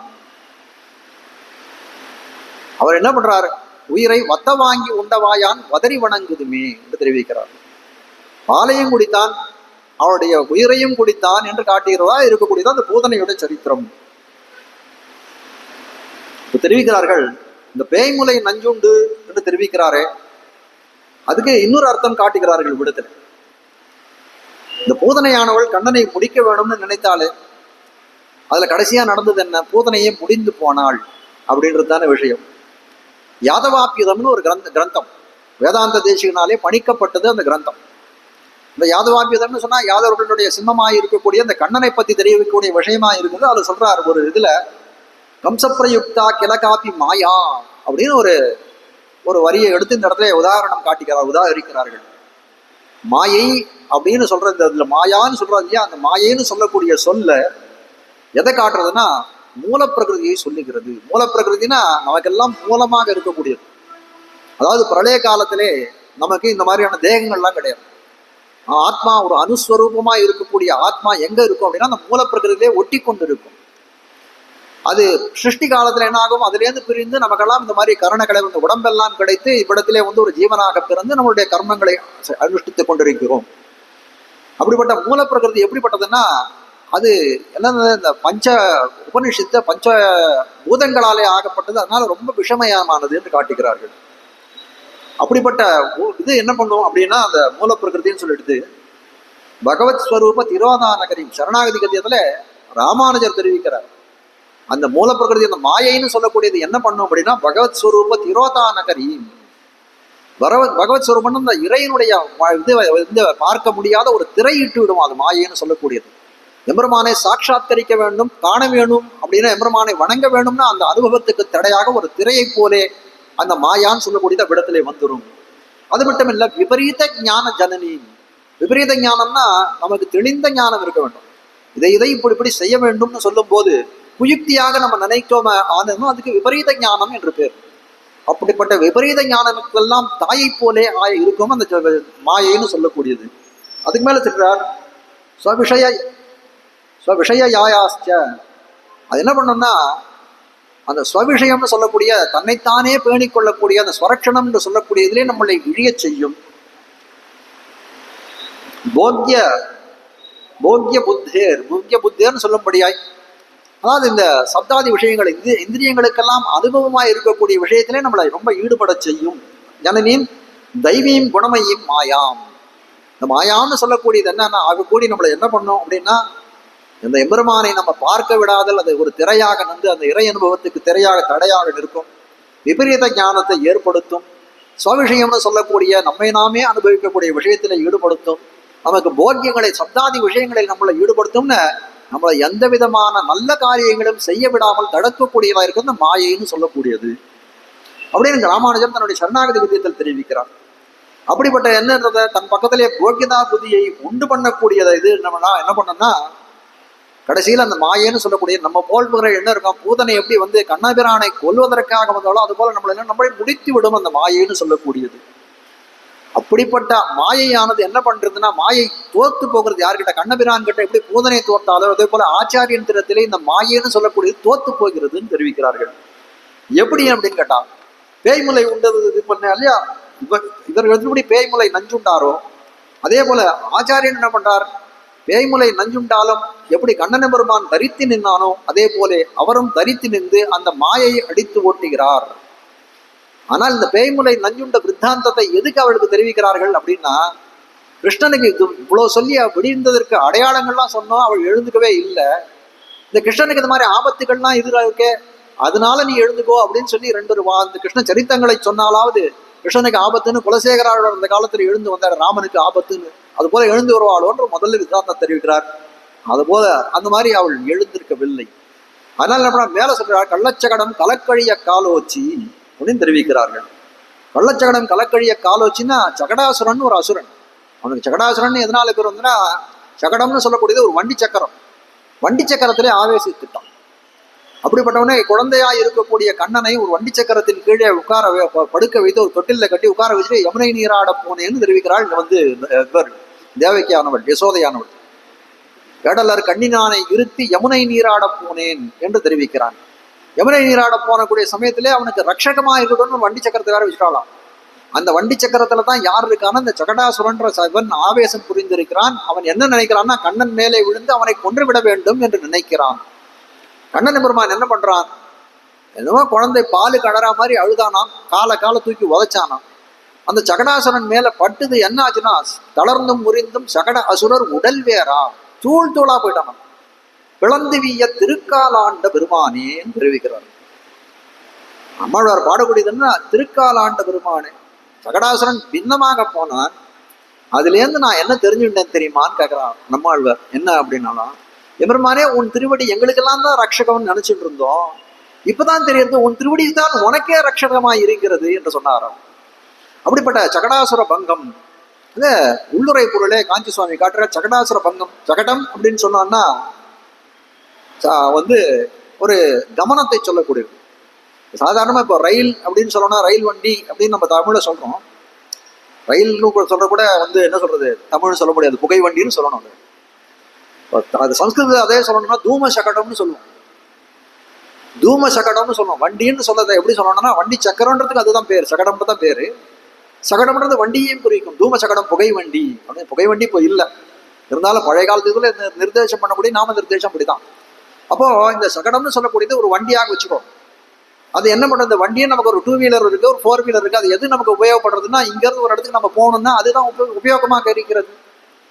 அது போல என்னன்னா, இது ஒரு கதியில இன்னொரு கதியில கொண்டு போய் சேர்க்கிறது அப்படின்னு தெரியுது இல்லையா. அப்படிப்பட்ட சகடனை பங்கம் செய்தவர் ஆச்சாரியர் என்று காட்டுகிறார்கள். எப்படி ஆச்சாரியரானவர் இந்த சகடத்தை பங்கம் செய்கிறார் அப்படின்னு கேட்டா, இந்த சகடமானது என்ன பண்ணும், ஒரு இடத்துல இன்னொரு இடத்துக்கு கொண்டு போய் சேர்க்கக்கூடிய இடத்துல நல்ல இடத்துல நம்ம கொண்டு போய் சேர்க்கணுமே. அப்படி சேர்க்காத போயிடுச்சுன்னா என்ன ஆகும், நல்ல இடம் தீய இடம்னு சொல்றது என்ன அப்படின்னு கேட்டா, தீய இடம்னு சொல்லக்கூடியது நரகம், ஸ்வர்க்கம், கைவல்யம் போன்ற தீய இடங்கள். நம்மளுக்கு நல்ல இறை பக்தி இல்லை, பாகவதர்களிடம் அன்பு இல்லை, ஆச்சார இடத்துல மதிப்பு இல்லை அப்படின்னா நம்ம எங்க போய் சேருவோம் அப்படின்னா நரகத்துக்கு போவோம். இல்லை கொஞ்சம் ஏதோ புண்ணியங்கள் பண்ணியிருந்தோம், மீதி இறையன்பு இந்த பாகவத பக்தி எல்லாம் இல்லை அப்படின்னா அந்த புண்ணியங்கள்னால நமக்கு சொர்க்கம் கிடைக்கலாம். இல்லை ஆத்மாவையே அனுபவிக்கக்கூடியவன்னு சொல்லக்கூடிய தாழ்ந்ததான மோட்சம்னு சொல்லக்கூடிய கைவல்ய மோட்சத்துக்கு போகலாம். அப்போ இந்த சகடம்னு சொல்லக்கூடியது என்ன பண்றது, தவறான பாதைகள், தவறான என்ன சொல்றது, லட்சியத்தை அடைய வைக்கதாக கூட இருக்கிறது. ஆனால் ஆச்சாரியனுடைய சம்பந்தத்தால என்ன பண்றது, அந்த சகடம் நற்சகடமாக விளங்குகிறது. அது எங்க கொண்டு போய் சேர்க்கிறதுனா நம்மள பரமபதம்னு சொல்லக்கூடிய மேலான உயர்ந்த ஸ்தானத்திலே கொண்டு சேர்க்கிறது. அப்போ எப்படி என்னன்னா, சகடத்தை பண்டம் செய்தவர் ஆச்சாரியர். அதனால நமக்கு கிடைக்கக்கூடியது என்ன அப்படின்னா, அந்த பரமபதம்னு சொல்லக்கூடிய மேலான இது என்றெல்லாம் காட்டுகிறார்கள். இப்படிப்பட்ட இந்த அவதானங்களை எல்லாம் கூறினார்களே, கள்ளச்சகடம் கலக்கழிய காலோச்சி என்று தெரிவித்தார்கள். அதுக்கு மேல பேய்முலை நஞ்சுண்டு என்றெல்லாம் தெரிவித்தார்களே. இந்த சரித்திரங்கள் எல்லாம் தெரிவித்ததுக்கு காரணம், எம்பெருமானுக்கு இந்த மாதிரி சில விஷயங்கள் எல்லாம் நேர்ந்ததே, இதை கண்டு நீ எழுந்திருப்பாய் என்று நினைத்தோம், ஆனால் நீ அப்போவே எழுந்துக்கலையே அப்படின்னு என்ன பண்றா. அதுக்கு மேல அந்த ஷாக் ட்ரீட்மெண்ட் கொடுத்தா கூட நீ எழுந்துகளே. வெள்ளத்தரவில் துயிலமர்ந்த வித்தினை உள்ளத்துக்கொண்டு முனிவர்களும் யோகிகளும் நல்ல எழுந்து அரியன்ன பேரறவம் உள்ளம் புகுந்து குளிர்ந்தேனோர் எம்பாவாயின்னு தெரிவிக்கிறார்கள். வெள்ளத்திரவில் துயிலமர்ந்த வித்து அப்படின்னு சொன்னா திருப்பார்கடல்ல இருக்கக்கூடிய எம்பெருமானுடைய பெருமையைத்தான் காட்டுகிறார்கள். அவன் தானே பார்க்கடல் வெள்ளத்திலே பள்ளி கொண்டிருக்கக்கூடிய எம்பெருமான் பகவான். அவன் தான் வெள்ளத்திரவில் துயிலமர்ந்த வித்து. வித்துனா பீஜம், விதையை சொல்லக்கூடியது வித்து. இந்த இடத்துல சொல்றார் அழகிமனால பெருமாள் நாயனான்ற ஆச்சாரியர் தன்னுடைய 6000 படின்ற வியாக்கியானத்துல இந்த வித்துன்ற சப்தத்துக்கு ரொம்ப அழகான இது பண்றார். இந்த உழவர்கள்லாம் கிருஷகர்கள்லாம் என்ன பண்ணுவார்கள், ஒரு விளைச்சல் பண்ணணும் அப்படின்னா அதை ஆரம்பிக்கக்கூடிய காலத்திலே அந்த விதையை கொண்டு போய் நிலத்திலே நடுவார்கள். அதுலேருந்து நெல் வரும், புல்லு வரும், கோதுமை வரும், எல்லாம் தானியங்கள் எல்லாம் விளையக்கூடியதா இருக்கிறது. ஆனால் இந்த இடத்துல சொல்றார் எம்பெருமான் என்ன பண்ணான், வெள்ளத்தரவில் துயிலமர்ந்த வித்துன்னு சொல்லக்கூடியவன், அந்த வித்தாய் இருக்கக்கூடியவன், ஜெகத்காரணவன் எம்பெருமான் என்ன பண்ணான், அவனே போய் நீரிலே விழுந்தான். அப்போ காட்ட வந்த விஷயம் என்ன அப்படின்னா, எல்லா காரணமும் ஜெகத்காரணம். ஒரு காரியம் செய்யணும் அப்படின்னா 3 விதமான காரணங்கள் இருக்கணும். நிமித்த காரணம், சககாரி காரணம் என்றெல்லாம் சொல்லக்கூடிய காரணங்கள் அதுக்கு இருக்கணுமே. அதனால எல்லா காரணங்களாக இந்த படைக்கும் தொழில எல்லா காரணமாக எம்பெருமான் தானே இருக்கிறான். அதனால என்ன பண்றான், ஜெகத்காரணமா இருக்கக்கூடியவன் எப்படி ஒரு உழவனானவன் வித்தை விதைக்கிறானோ இந்த இடத்துல வித்தாகவும் தானே இருக்கிறான். அதை விவசாயம் பண்ணக்கூடிய கிருஷகனாகவும் விவசாயியாகவும் இருக்கிறான். அவன் என்ன பண்ணான், அதனால போய் அந்த நீரிலே படுத்து கொண்டான் என்றெல்லாம் காட்டுகிறார்கள். வெள்ளத்தரவில் துயிலமர்ந்த வித்து, வெள்ளத்தரவில் துயிலமர்ந்த வித்து அப்படின்னு சொன்னா இந்த காரணத்தை சொல்லிவிட்டார்கள். சொல்றார் உள்ளத்துக்கொண்டு முனிவர்களும் யோகிகளும். உள்ளத்துக்கொண்டு முனிவர்கள் யோகிகள்னு 2 விதமான இவர்களை பிரிக்கிறார்கள். முனிவர்கள் அப்படின்னா யார் அப்படின்னு கேட்டா, அவர்கள் மனநசீலர்கள் முனிவர்கள். எப்போவும் தியானம் பண்ணக்கூடியவர்களா இருப்பார், லோக ஹிதத்துக்காக தியானம் பண்ணக்கூடியவர்களா இருக்கார்கள். அது மட்டும் இல்ல, அவர்கள் எப்பவும் குணானுபவத்திலே எழுந்திருக்கக்கூடியவர்கள். குணானுபவம்னா எப்பவும் எம்பெருமானுடைய வைபவம், அந்த பகவானுடைய பகவத் கதைகளிலே அவர்களுடைய சிந்தனைகளை செலுத்தக்கூடியவர்களாய் இருக்கக்கூடியவர்கள் மனசீலர்கள். முனிவர்கள் உள்ளத்துக்கொண்டு முனிவர்களும் யோகிகளும்னு தெரிவித்தார்களே அப்படின்னு கேட்டா, யோகிகள்னு சொல்லக்கூடியவர்கள் கைங்கரிய நிஷ்டர்களாக இருப்பார். கைங்கரிய நிஷ்டர்கள்னா ஒரு சன்னதியில போய் பலவிதமான கைங்கரியங்கள் செய்யலாமே. பொதுவாக கைங்கரியங்கள் இருக்கு. வேத பாராயணம் சொல்லலாம், திவ்ய பிரபந்தம் சொல்லலாம், அர்ச்சக கைங்கரியம் பண்ணலாம், பிரச்சார கைங்கரியம் பண்ணலாம், திருமடைப்பள்ளி கைங்கரியம் பண்ணலாம், எம்பெருமான எழுந்துருளை பண்ணலாம், குடைப்பிடிக்கலாம். இவ்வளவு கைங்கரியங்கள், பலவிதமான கைங்கரியங்கள் இருக்கே. அப்படிப்பட்ட கைங்கரிய நிஷ்டர்கள் எல்லாம் என்ன பண்றார், தொண்டு செய்யக்கூடியவர்களாம் யோகிகள் என்று தெரிவிக்கிறார்கள். உள்ளத்துக்கொண்டு முனிவர்களும் யோகிகளும் மெல்ல எழுந்து அரியன்ன பேரறவும். மெல்ல எழுந்தார்கள். மெல்ல எழுந்து அப்படின்னா என்னன்னா, எப்படி மெல்ல எழுந்தார்கள் அப்படின்னா, ஒரு கர்ப்பிணி ஸ்திரீ இருக்கான், வயதிலே சிசுவை கொண்டு இருக்கக்கூடிய ஒரு கர்ப்பிணியான பெண் எப்படி எழுந்திருப்பா, அவளை எழுந்து அப்படின்னு சொன்னா மொல்லமா வயத்து குடிச்சுட்டு அந்த குழந்தைக்கு இது எதுவும் பங்கம் எதுவும் ஏற்படாதவாறு எப்படி மெல்ல எழுந்தார்களோ, உள்ளத்துக்கொண்டு முனிவர்களும் யோகிகளும் மெல்ல எழுந்தார்கள் என்று காட்டுகிறார்கள். அது மட்டும் இல்ல, அப்படி அதே சமயத்துல இன்னொரு உதாரணத்தையும் காட்டுகிறார்கள். நீங்க பிரகலாதன் இரண்யகசிப்புக்கும் மகனாக பிறந்தான். அப்பாவுக்கும் பிள்ளைக்கும் நேர் விரோதம், கொஞ்சம் கூட இவனுக்கு அவனுக்கு இதுவே கிடையாது. அவன் என்ன பண்றான், இரண்யகசிப்புன்றவன் உலகத்துக்கெல்லாம் நானே தலைவன் என்று சொல்லுகிறான். பிரகலாதன் சிறு குழந்தையாய் இருந்தாலும் அவன் என்ன பண்ண, தெளிந்த ஞானம் பெற்றவனாய் இருக்கிறான். கருவிலே திரு என்று சொல்லும்படியாய் கர்ப்பத்திலேயே அவனுக்கு எல்லா விஷயங்களும் நாரத முனிவராலே எல்லா விஷயங்களும் போதிக்கப்பட்டது. அதனால என்ன பண்றான், பிறக்கக்கூடிய காலத்திலே எப்படி இருக்கான்னா ரொம்ப பெரிய சிறந்த பக்திமானாக ஹரிபக்தனாகத்தான் அவன் பிறக்கிறான். அப்படிப்பட்டவனுக்கு அவனை கொண்டு போய் பாடசாலையில சேர்த்தா அவர்கள் சொல்றது எதையுமே அவனால ஒத்துக்க முடியல. எம்பெருமானை பரம்பொருள்னு நினைத்திருக்கக்கூடிய யாரையோ பரம்பொருள்னு சொன்னா அவனால எப்படி தாங்க முடியும்? அதனால அதெல்லாம் தாங்க முடியல. இதெல்லாம் தப்புன்றான். வாத்தியார்களுக்கே உபதேசம் பண்ண ஆரம்பித்து விட்டான். இதையெல்லாம் பார்த்தா இரண்யகசிப்புக்கு தாங்கவே முடியல. இவனை எப்படியாவது திருத்தணும்னு பார்க்குறான். கடைசியில எந்த வழியிலும் திருத்த முடியல.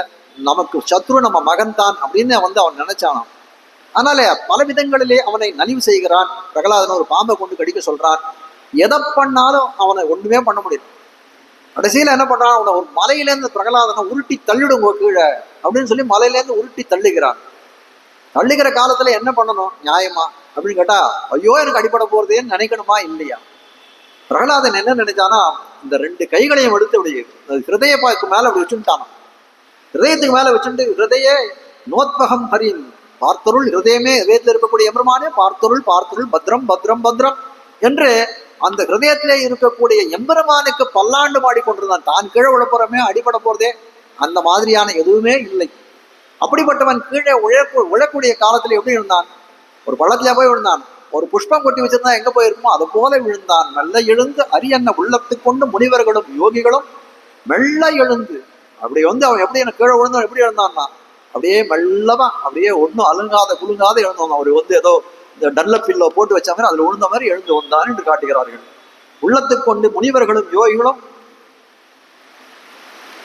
மெல்ல எழுந்து அரியன்ன பேரறவும். ஒரு அரின்னு சொல்லக்கூடியது என்னன்னா உஷஸ்காலத்திலே நம்ம சாதாரணமா எழுந்திருக்கக்கூடிய காலத்திலே காத்தால என்ன பண்ணணும்னா ஹரி ஹரி ஹரி ஹரின்னு 7 தடவை சொல்லணும்ன்றான். எழுந்த உடனே பல்ல கூட தேய்க்கணும்னு அவசியம் இல்லை, ஹரி ஹரி அப்படின்னு சொல்லணும். இந்த ஹரி ஹரின்னு சொல்லக்கூடியது என்ன பண்றதுன்னா நாம் செய்திருக்க பாத்திரத்தை எல்லாம் அறிகிறதாக இருக்கிறது என்று தெரிவிக்கிறார்கள். உள்ளத்துக்கு கொண்டு முனிவர்களையும் மெல்ல எழுந்து அரியன்ன பேரறவும். அவர் சொல்றாரு, திருப்பி அடுத்த அடையாளத்தை சொல்றாரு. இப்போ இவ்வளவு சொல்லிட்டோம் நாங்க. புல்லும் சிலம்பினகான் புல்லரையன் கோயில் வெள்ளை விடுசங்கின் பேரறவும் கேட்லையும் 2 அடையாளம் சொன்னோம். அதுக்கு நீ எழுந்துக்கல. வேலை எம்பெருமானுக்கு ஏற்பட்ட அவத்திய கதைகள் எல்லாம் சொன்னோம், அதையும் நீ கேட்டுக்கல. இப்போ மனநசீலர்களாய் இருக்கக்கூடிய முனிவர்கள் கைங்கரிய நிஷ்டர்கள் இவர்கள் எல்லாம் எழுந்து கொள்ளக்கூடிய காலத்திலே ஹரி ஹரி ஹரி ஹரி என்று தெரிவிக்கிறார்களே, அந்த சப்தமும் உன் காதிலே விடலையோ? ஹரி உள்ளத்துக்கு கொண்டு முனிவர்களையும் மெல்ல எழுந்து அரியன்ன பேரறவும் அதை உள்ளத்திலே கொள்வாயாக உள்ளம் புகுந்து குளிர்ந்தேலோர் எம்பாவாய் என்று தெரிவிக்கிறார். அப்படிப்பட்ட ஹரி ஹரி என்ற சப்தம் உனக்கு கண்டிப்பாக கேட்டிருக்கும். அதனால நாம் எல்லாம் அனுபவம் பண்ண வேண்டும். நீ எழுந்து வாராய் என்று தெரிவிக்கிறார்கள். அவளும் எழுந்து வந்தார் என்று காட்டுகிறார்கள். இதுல ஒரு முக்கியமான விஷயம் ஒரு 5 நிமிஷத்துல தெரிவிச்சு விடுறேன். இந்த பெண்களை எழுப்புறது 10 பெண்களை எழுப்புறதுன்னு முதல்லயே சொன்னேன். இந்த 10 பெண்களை எழுப்புறது இந்த திருப்பாவையில மேலோட்டமாக, அதாவது என்ன சொல்லக்கூடியது, வெங்கர்த்தம்னு சொல்லும்படியாய் ரொம்ப இந்த பொருளா இருக்கிறது, எல்லாருக்கும் அறியக்கூடிய பொருளா இருக்கிறது. ஆனால் அதுக்கு சுவாபதேசம் அப்படின்னு ஒரு அர்த்தம் உண்டு. சுவாபதேசம்னா அதுல இருக்கக்கூடிய உள்ளுரை பொருள் என்று தெரிவிக்கிறார்கள். உள்ளுரை பொருளால் என்ன பண்ணார்? 10 பேரை எழுப்புகிறார்கள். அப்படின்னா உடனே என்ன பண்ணார்? நமக்கு உடனே ஞாபகம் வர வேண்டியதுன்னா 10 ஆழ்வார்களை எழுப்புகிறார்கள். இந்த சுவாபதேசம் அப்படி சொல்லக்கூடியது நேரா அந்த பூர்வாச்சாரியர்களால் எழுதப்படலைனாலும் அதுக்கப்புறம் ஆச்சாரியர்கள் வானவலஜியர் சுவாமி சுவாபதேசம் எழுதியிருக்காரு. அதுவும் இந்த ரீதியில தான் இருக்கு. 10 ஆழ்வார்களாலே ஆழ்வார்களை எழுப்பப்படுவது போல இருக்குது. ஆனால் காஞ்சி சுவாமி இன்னும் கொஞ்சம் அதை விசதத்தமமாகவே எழுதி இருக்கிறார். அத கணக்குல என்ன பண்றாருன்னா 10 நாளுக்கு 10 ஆழ்வார் 10 பேரை எழுப்புறா இல்லையா, அது 10 ஆழ்வார்களை எழுப்புகிறார்கள். அப்படி 10 ஆழ்வார்களை எழுப்பக்கூடிய காலத்துல எந்தெந்த ஆழ்வார்களை எந்தெந்த பாசுரத்துல எழுப்புறதுன்னா அதுக்கு ஒரு ரொம்ப அழகான முறையை காட்டுகிறார். இந்த இடத்துல ஆண்டாளுக்கு யார் அப்படின்னு கேட்டா ஆச்சாரிய ஸ்தானத்தில் இருக்கக்கூடிய பெரிய ஆழ்வார். அப்போ முதல்ல எழுப்பக்கூடியது பெரியாழ்வாரா தான் இருக்கும். அதுக்கு மேல என்ன பண்ணா ஆரோகணம் பெரியாழ்வாருக்கு மேல குலசேகர ஆழ்வார், நம்ம ஆழ்வார், திருமணிஷ ஆழ்வார், பேயாழ்வார், புலத்த ஆழ்வார், பொய்கை ஆழ்வார், அதுக்கப்புறம் திருப்பான ஆழ்வார், தொண்டரப்படி ஆழ்வார், கலியன்னு சொல்லும்படியாய் அந்த ஆரோகண கிரமத்தில் மேலே ஏறிட்டு பெரியாழ்வாருக்கு அப்புறம் கீழே இருக்கக்கூடிய ஆழ்வார்களை ஒருத்தரா அந்த 10 பேரை எழுப்புகிறார்கள் என்று காட்டுகிறார். அப்போ இன்னைக்கு பாசுரத்துல இந்த புல்லும் சிலம்பின, இன்னைக்கு பாசுரம் இல்ல, இந்த புல்லும் சிலம்பினகான் பாசுரத்துல என்ன ஆழ்வாரை எழுப்புகிறார்கள்? பெரியாழ்வாரை எழுப்புகிறார்கள். இந்த பெரியாழ்வாரை எழுப்புகிறார்ன்றதை நம்ம எப்படி உணர்ந்து கொள்ள முடியும் அப்படின்னா அதுக்கு ஒரு யுக்தி ஒண்ணு உண்டு. இந்த பெரியாழ்வாரை பத்தி அவருடைய வைபவமோ இல்ல அவருடைய ஸ்ரீசூக்திகள்ல ஒரு ஒரு ஒரு துணுக்கையோ எடுத்து இந்த திருப்பாவை இந்த பாசுரத்துல இருக்கக்கூடிய சேர்த்து கோர்க்கணும். கோர்த்து அதுக்கும் என்ன சமன்வயம் இருக்குன்னு காட்டி இன்னென்ன படிகளாலே இதுக்கும் அதுக்கும் துல்லியமாக அர்த்தம் இருக்கிறது, அதனால இவரை எழுப்பினார் அப்படின்னு சொல்லணும் என்று காட்டுகிறார். இப்போ சொல்றேன் பாருங்க. இப்போ பிள்ளாய் அப்படின்னு சொன்னார்களே, பிள்ளாய்னு சொன்னதுக்கு என்ன அப்படின்னா அறிவில்லாத பிள்ளை அப்படின்னு அர்த்தம் தெரிவிக்கிறார்கள் இல்லையா? அப்போ இந்த இடத்துல பிள்ளாய்னு சொல்றது பெரியாழ்வாரை நிர்தேசம் பண்ணுகிறது. பெரியாழ்வார் அப்படின்னா அறிவில்லாதவரா அப்படின்னு கேட்டா அவர் அறிவில்லாதவர் இல்லை, அவர் நல்ல ஞானம் பொருந்தியவர், தெளிந்த ஞானம் பொருந்தியவர் தான். ஆனால் என்ன ஆச்சு அவருக்கு? அந்த எம்பெருமான் திறத்திலே இருக்கக்கூடிய பக்தியினால என்ன ஆச்சுன்னா நான் காக்கப்படுபவன், எம்பெருமான் காப்பவன் நம்மை, அவன் ரக்ஷகன் நான் ரக்ஷன் அப்படின்ற பாவம் தட்டுமாறி போயிடுது அந்த இடத்துல. அது எதனாலன்னா காதல்னாலே. அதனால என்ன பண்றாரு? எம்பெருமானை பார்த்த உடனே எம்பெருமானே உனக்கு என்ன ஆபத்து வருமோ பல்லாண்டு பல்லாண்டு பல்லாண்டு பல்லாண்டு என்று பல்லாண்டு பாடுகிறார் பெரியாழ்வார் அப்படின்னு தான் ஒரு சரித்திரத்துல இருக்கே. அப்ப சொல்றார், அறிவில்லாதவனாய் இருக்கக்கூடியவன் என்ன வந்து காரியத்தை செய்வானோ அதை போல இவருக்கு என்ன ஆகுது, பக்தியின் கனத்தாலே தன் நிலையை மறந்தவராய் என்ன பண்றார், எம்பெருமான் காக்கப்பட வேண்டியவன் நான் காப்பவன் என்று நினைக்கிறார். அது எதனால அந்த அஜ்ஞானம் அப்படின்னா, அந்த பக்தியினாலே வந்த அஜ்ஞானம். சாதாரணமா ஒருத்தருக்கு ஒரு அஜ்ஞானம் வந்ததுன்னா அதை அங்கீகரிக்கலாமான்னா அதை ஒத்துக்க முடியாது. ஆனால் காதலின் வசப்பட்டான், எம்பெருமான் தரத்திலே ஒரு காதல் வசப்பட்டு இந்த பக்தியினாலே அவன் ஞானம் கொஞ்சம் வித்தியாசமாக இருந்ததுன்னா அது ஏற்றுக்கொள்ளக்கூடியதாக தான் இருக்கு. அது எப்படி இருக்குன்னா, புலராச்சார் தன்னுடைய எதிர தெரிவிக்கிறார், ஞான விபாக காரியமான அஜ்ஞானத்தாலே வருமவையெல்லாம் அடிக்கழஞ்சு பெறும் என்று தெரிவித்துட்டார். அதாவது என்னன்னா, ஞான விபாகமான காரியமான அஜ்ஞானம், ஞானம் ரொம்ப புத்தி போச்சு, அந்த பக்தி ரூபா பண்ண ஞானம் ஆயிடுத்து. அதனால அது என்னாச்சு, ஒரு அஜ்ஞானத்தினுடைய நிலைக்கு வந்து கொடுத்து, அதனாலே செய்யப்படக்கூடிய காரியங்கள்லாம் என்னன்னா அடிக்கழஞ்சு போறோம். அதெல்லாம் வந்து தப்புன்னு சொல்ல முடியாது என்று சொல்லும்படியாக இவ்விடத்தில் ஆய்வுபடுத்து. அதனால என்ன ஆயிடுச்சுன்னா, புல்லாய்னு சொல்வது பெரியாழ்வாருக்கு ஒக்கும் அப்படின்னு தெரிவித்தார். அதுக்கு மேல தெரிவிச்சார், புல்லும் சிலம்பின கான் அப்படின்னு அடையாளம் சொன்னார்கள் இல்லையா. புல் எங்க இருக்கும் அப்படின்னு கேட்டா, உத்தியானம் சொல்லக்கூடிய நந்தவனத்துல தானே இருக்கும். பெரியாழ்வார் எங்க இருந்தார், அவர் மாலாக்காரர். தன்னுடைய பொழுதுகளை எங்க கழித்தார் அப்படின்னா, எம்பெருமானுக்கு வந்து மலர்களை தோட்டங்களை சமைப்பதிலும் மாலைகளை கட்டுவதும் உத்தியானத்திலே நந்தவனத்திலே தானே அவர் கழித்தார். அதனாலே இது பெரியாழ்வாரை எழுப்பக்கூடியதாக இருக்கிறது. புல்லரையன் அப்படின்னு சொல்லக்கூடியது பெரிய திருவடி அப்படின்னு கேட்டோம். இந்த பெரியாழ்வார் எப்படி உதித்தார்னா, பெரிய திருவடியின் அம்சமாக உதித்தவர் தான் இந்த பெரியாழ்வார். அதனால புல்லரையன் சொல்லக்கூடியது பெரியாழ்வாரையே நிர்தேசம் பண்ணக்கூடியதா இருக்கு. வெள்ளை விழி சங்கின் பேரரவம் கேட்டிலையோ அப்படின்னு சொன்னோம். வெள்ளை விழி சங்கு அப்படின்னு சொல்லக்கூடிய இந்த சொல்லானது ரெண்டே பேர் தான் உபயோகப்படுத்தியிருக்காங்க. திவ்ய பிரபந்தத்துல ரெண்டே பேரால தான் உபயோகப்படுத்தியிருக்கிறோம். இந்த வெள்ளை விழி சங்குன்ற அந்த சொல் தொடரை ஆண்டாளும் திருப்பாவலை உபயோகப்படுத்துகிறாள். பெரியாழ்வார் தன்னுடைய வெள்ளை விழி சங்கு வெஞ்சுடர் திருச்சக்கரம் ஏந்து கையன் உள்ள இடமிடவில் உனக்கிறைவன் மின் சுவடுரைக்கன் வெள்ளை புறவி குரக்கு வெல்விடி தேர்மிசை முன்பின் என்று கள்ளப்படை துணையாகி பாரதம் கை செய்ய கண்டாருளர் என்று எம்பெருமானை எல்லாம் தேடின்னு போறது மாதிரியும், அவன் எங்க இருக்கான்னு சொல்லும்படியாக இருக்கக்கூடிய சந்தர்ப்பத்திலே கண்ணன் எங்க இருக்கான் என்று தெரிவிக்கிறார். அந்த இடத்துல வெள்ளை விழி சங்கு வெஞ்சுடர் திருச்சக்கரம் என்று தெரிவிக்கிறார். அரையன் கோவில், புல்லரையன் கோவில், வெள்ளை விழி சங்கின் பேரரவன் கேட்டிலையோன்னு சொன்னோமே. அப்போ இந்த புல்லரையன் கோவில்ன்றத கருத்மானுடைய இடத்துல ஒரு மணி அடிச்சது சன்னதியில அப்படின்னு நம்ம கேட்கிறோம் இல்லையா.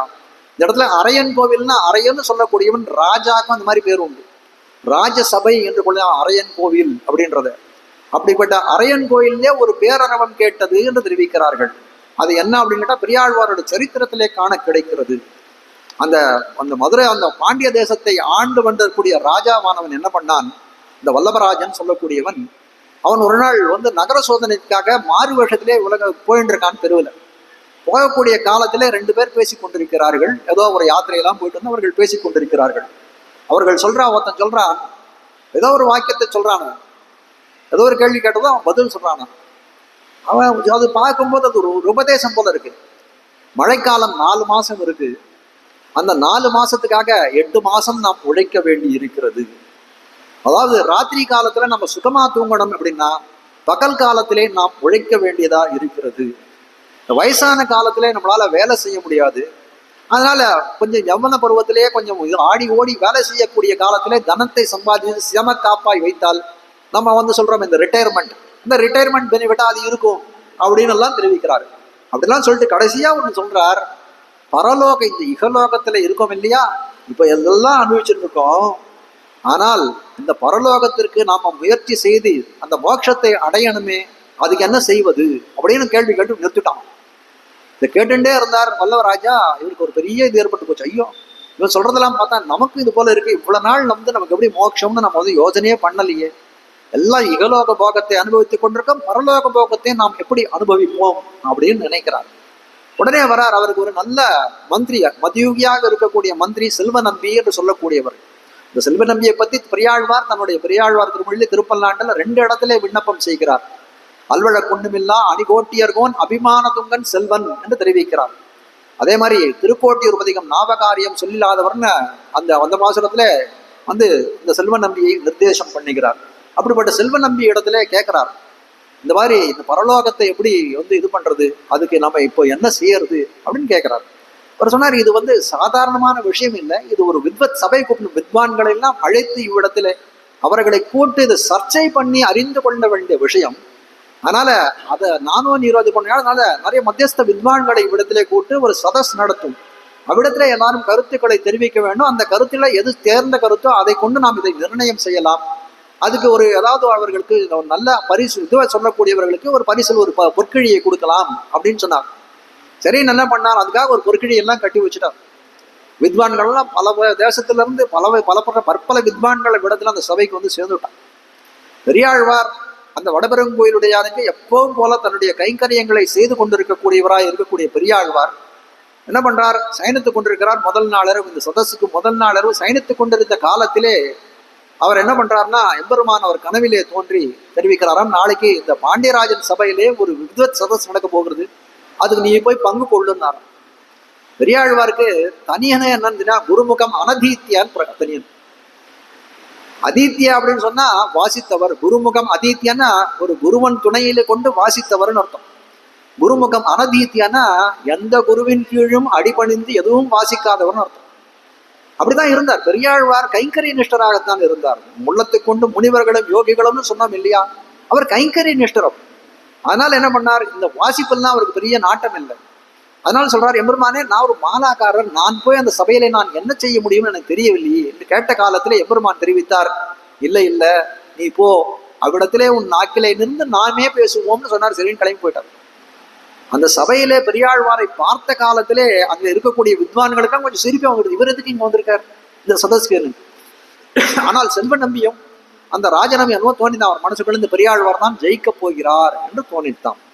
அப்படிப்பட்ட சமயத்துல என்ன பண்ணார் பெரியாழ்வார், அவ்விடத்துல போய் பறக்க எல்லாவற்றையும் மோதியார். பாண்டியன் கொண்டாட பட்டர்பிரான் வந்தான் என்ன வேண்டிய சங்கம் எடுத்துவதை ஈண்டிய சங்கம் எடுத்துவதை வேண்டிய வேதங்கள் ஓதி விரைந்து கிழியறுத்தான் என்று சொல்லும்படியாய் எல்லாம் வேதாந்தங்களும் ஸ்ருதிகளும் இதிகாச புராணங்களும் திவ்ய பிரபந்தாயங்களும் ஸ்தோத்திரங்களும் தத் வியாக்கியானங்களும் ஒன்று விடாமல் எடுத்த ஒரு வருஷத்தை போல பொழிந்த விடத்திலே எம்பெருமான் நாராயணனே பரத்வம் என்று ஸ்தாபகம் பண்ணார். அந்த பொற்கிழியானது மேலிருந்து அப்படியே தானே கீழே இறங்கிற்று. அதை அவர் கை கொண்டார் என்றெல்லாம் காட்டுகிறார்கள். அப்போ அந்த இடத்துல ஒரு சங்கூதி, நான் பாண்டியன் கொண்டாட பட்டர்பிரான் வந்தான் என்று ஈண்டிய சங்கம் எடுத்துவதன்னு சொன்னார் இல்லையா, அது அரையன் கோவிலிலே அங்க ஊதினது இல்லையா, இது அரையன் கோயில்னு சொல்ற இந்த ராஜசபையிலே ஊடின பேரரவத்தை கேட்டவர் யார் அப்படின்னு கேட்டா பெரியாழ்வார் தான். இது பெரியாழ்வார் வைபவத்தான், இதனால பெரியாழ்வார் எழுப்பப்பட்டார் என்று காட்டுகிறார்கள். பேய்முலை நஞ்சுண்டு அப்படின்னு ஒரு அர்த்தத்தை தெரிவிக்கிறார். பேய்முலை நஞ்சுண்டுன்னா சீதக்கடல்னு முதல் பதிகம், அந்த வண்ணமாடங்கள் சூழ் கடந்த உடனே 2வது பதிகமா இருக்கக்கூடிய பெரியாழ்வார் திருவிழா. அதுல முதல்ல கிருஷ்ண பிருத்தாந்தம் அப்படின்னு சொல்லக்கூடியது இவர் தெரிவித்ததுன்னா அதுல 5வது பாட்டா இருக்கக்கூடியது பிறங்கிய பேச்சு முலை சுவை துண்டிட்டு உறங்குவான் போல் கிடந்த இப்பிள்ளை. இந்த பிறங்கிய பேச்சு முலை உண்டிட்டுன்னு வந்து பூத்தனா வித்தாந்தத்தை தெரிவிக்கிறார். அதே போல திருப்பி 11வது பாசுரத்துல என்ன சொல்றார், நாள்களோர் நாளைந்து திங்கள் அளவிலே. கண்ணனெம்பெருமான் எப்போ சகடாசுரத்தை பங்கன் செய்தானா, நாள்களோர் நாளைந்து திங்கள் அளவில் 4-5 மாசம் இருக்கும். அப்போ என்ன பண்ணான், வந்து சகடாசுரத்தை பங்கன் தாளை நிமிர்த்து சகடத்தை சாடி போய் அந்த காலை தூக்கி சகடத்தை உதைத்து அதான் என்று காட்டுகிறார்கள். அதனால என்ன பண்ணான் அப்படின்னா, பேய்முலை உண்டது, கள்ளச்சகடம் கலக்கழிய காலோச்சி, இதெல்லாம் இவருடைய பாசுரங்களிலே ஏற்கனவே தெரிவிக்கிறார், முதனாக தெரிவித்திருக்கிறார். அதனாலே இவர் பெரியாழ்வார் எழுப்பப்பட்டார். பிறகு சொல்றார், வெள்ளத்தரவில் துயிலமர்ந்த வித்தினைன்னு சொல்றோமே, அப்ப என்ன அர்த்தம் அப்படின்னு கேட்டா, இந்த திருப்பார்கடல்ல பள்ளி கொண்டிருக்கக்கூடியவன் அந்த எம்பெருமான்னு சொல்றாரு. பெரியாழ்வார் ஒரு பாசுரம் பாடுகிறார். இவருக்கு பேர் என்ன, விஷ்ணு சித்தர்னு ஒரு திருநாம இயற்பெயர். அதுபோல் பெரியாழ்வார்னு மங்களாசாசனம் பண்ணாலும் அவருக்கு பெரியாழ்வார்னு பேர் வந்தது என்றெல்லாம் தெரிவிக்கிறார்கள். அப்படிப்பட்ட விஷ்ணு சித்தர் என்ன பாடுறார், தன்னுடைய விஷ்ணு சித்தர்ன்ற பேருக்கு என்ன அர்த்தம்னா விஷ்ணுவை தன் சித்தத்திலே உடையவராய் இருக்கிறார். அவர் பாடுகிறார் ஒரு பாசுரம், அறவத்தமிழியினோடும் அழகிய பார்க்கடலோடும் அரவிந்த பாவையும் தானும் அகம்படி வந்து புகுந்து பறவை திரைபலமோ அதை பள்ளி கொள்கின்ற பிரானே பரவுகின்றான் விட்டு சித்தன் பட்டினம் காவல் பொருட்டே. எம்பெருமான் என்னுடைய விஷ்ணு சித்தன் நான் சொன்னேன் இல்லையா, அதுக்கு அனுகுணமாக எம்பெருமான் என் ஹிருதயத்திலே வந்து பள்ளி கொண்டான்றான். எப்படி பள்ளி கொண்டான்னா, அறவத்தமிழியினோடும் திருப்பார்கடல் எப்படி இருக்கானோ அதே மாதிரி இங்க வந்துட்டான்றான். வெள்ளத்தரவில் திருப்பார்கடல் வந்து நிர்தேசம் தான் நம்ம இடத்திலே பண்ணுகிறார்கள். அறவத்தமிழியினோடும் அழகிய பார்க்கடலோடு பார்க்கடலையும் கொண்டு வந்துட்டானான். அவன் படுக்கையாக இருக்கக்கூடிய ஆதிசேஷனை கொண்டு வந்தான். பர்வத்தவனையும் அழகிய பார்க்கடலோடும் அரவிந்த பாவியந்தானும் பிராட்டியும் அழைச்சிட்டு அரவிந்த பாவியந்தானும் அகம்படி வந்து புகுந்து பறவை திரைபல போத பள்ளி கொள்கின்ற பிரானை அந்த அலை எறிய இருக்கக்கூடிய அந்த கடல்லே சயனித்துக் கொண்டிருக்கிறான் அவன் என்று தெரிவித்தார் இல்லையா. அப்போ வெள்ளத்தரவில் துயிலமர்ந்த வித்துன்னு சொல்லக்கூடியது அந்த பெரியாழ்வார் திறத்திலே இருந்தது. இன்னென்ன படிகளாலே பெரியாழ்வார் இந்த பாசுரத்திலே எழுப்பப்பட்டார் என்றெல்லாம் காட்டுகிறார்கள். இந்த வைபவங்கள் கொஞ்சம் ரீசான வைபவங்கள் தான். அதனால கொஞ்சம் ஒரு 1/4 மணி காலம் அதிகமாக எடுக்க போயிடுறது. தாமதத்துக்கு மன்னிக்கவும். நாளையிலிருந்து முடிஞ்ச வரைக்கும் கொஞ்சம் சீக்கிரமாக முடிக்க பாய்கிறேன். ஆனால் இந்த வைபவங்கள் நிறைய கோத்து சொல்ல வேண்டியதாக இருக்குது சுவாபதேசங்களோட. அவன் நேரான அர்த்தங்களை சொல்லணும் அப்படின்னா கொஞ்சம் சீக்கிரமாக முடிக்கலாம். ஆனால் நமக்கு இந்த 1 மாதம்தான் அவன் அனுபவமாக இருக்க போகிறது. அதனால ஒரு 5-10 நிமிஷம் மேலே போனாலும் அடியனுடைய பணிமானம் பிழையாமே அடியனை பணி கொண்ட என்று சொல்லும்படியாய் அடியோனின் பிழைகளை கிருபையாக மன்னித்தருள வேணுமா என்று பிரார்த்தி அடியேன் அமைகிறேன். நாளைக்கு இதே போல அனைவரும் எழுந்தருளிருந்து நடத்தி தர வேண்டும். கீசுகீ சென்னங்கம் ஆனை சாத்தன் கலந்து பேசின பேச்சரவம் கேட்டிலையோ பேய்ப்பெண்ணே காசும் பிறப்பும் கலகலப்ப கை பேர்த்து வாசனருங்குழலாய்ச்சியர் மத்தினால் ஓசைப்படுத்த தைரவம் கேட்டிலையோ நாயகப் பெண் பிள்ளாய் நாராயணன் மூர்த்தி கேசவனை பாடகும் நீ கேட்டே கிடத்தியோ கேசமுடையாய் திரவேலோரெம்பாவாய். ஸ்ரீமத்தியை விஷ்ணு சித்தாரிய மனோநந்தன ஹேதவே நந்தநந்தன சுந்தரியை கோதாயை நித்யமங்கலம். ஸ்ரீமதே ரம்யஜா மாத்ருமுனீந்திராய மகாத்மனே ஸ்ரீரங்கவாசினே பூயாத் நித்யஸ்ரீர் நித்யமங்கலம். மங்களம் குருவரியாய மங்களம் குணசிந்தவே வாதிபீதிகரார்யாய நித்யஸ்ரீர் நித்யமங்கலம். ஸ்ரீமத் சுந்தரஜா மாத்ருமுனிமானசவாசினே அண்ணங்கரார்ய வரியாய நித்யஸ்ரீர் நித்யமங்கலம். தழை நல்ல இன்பம் தலைப்பெய்தெங்கும் தழைக்கவே லோகா சமஸ்தா சுகினோ பவந்து சமஸ்த சன்மங்களாணி சந்து.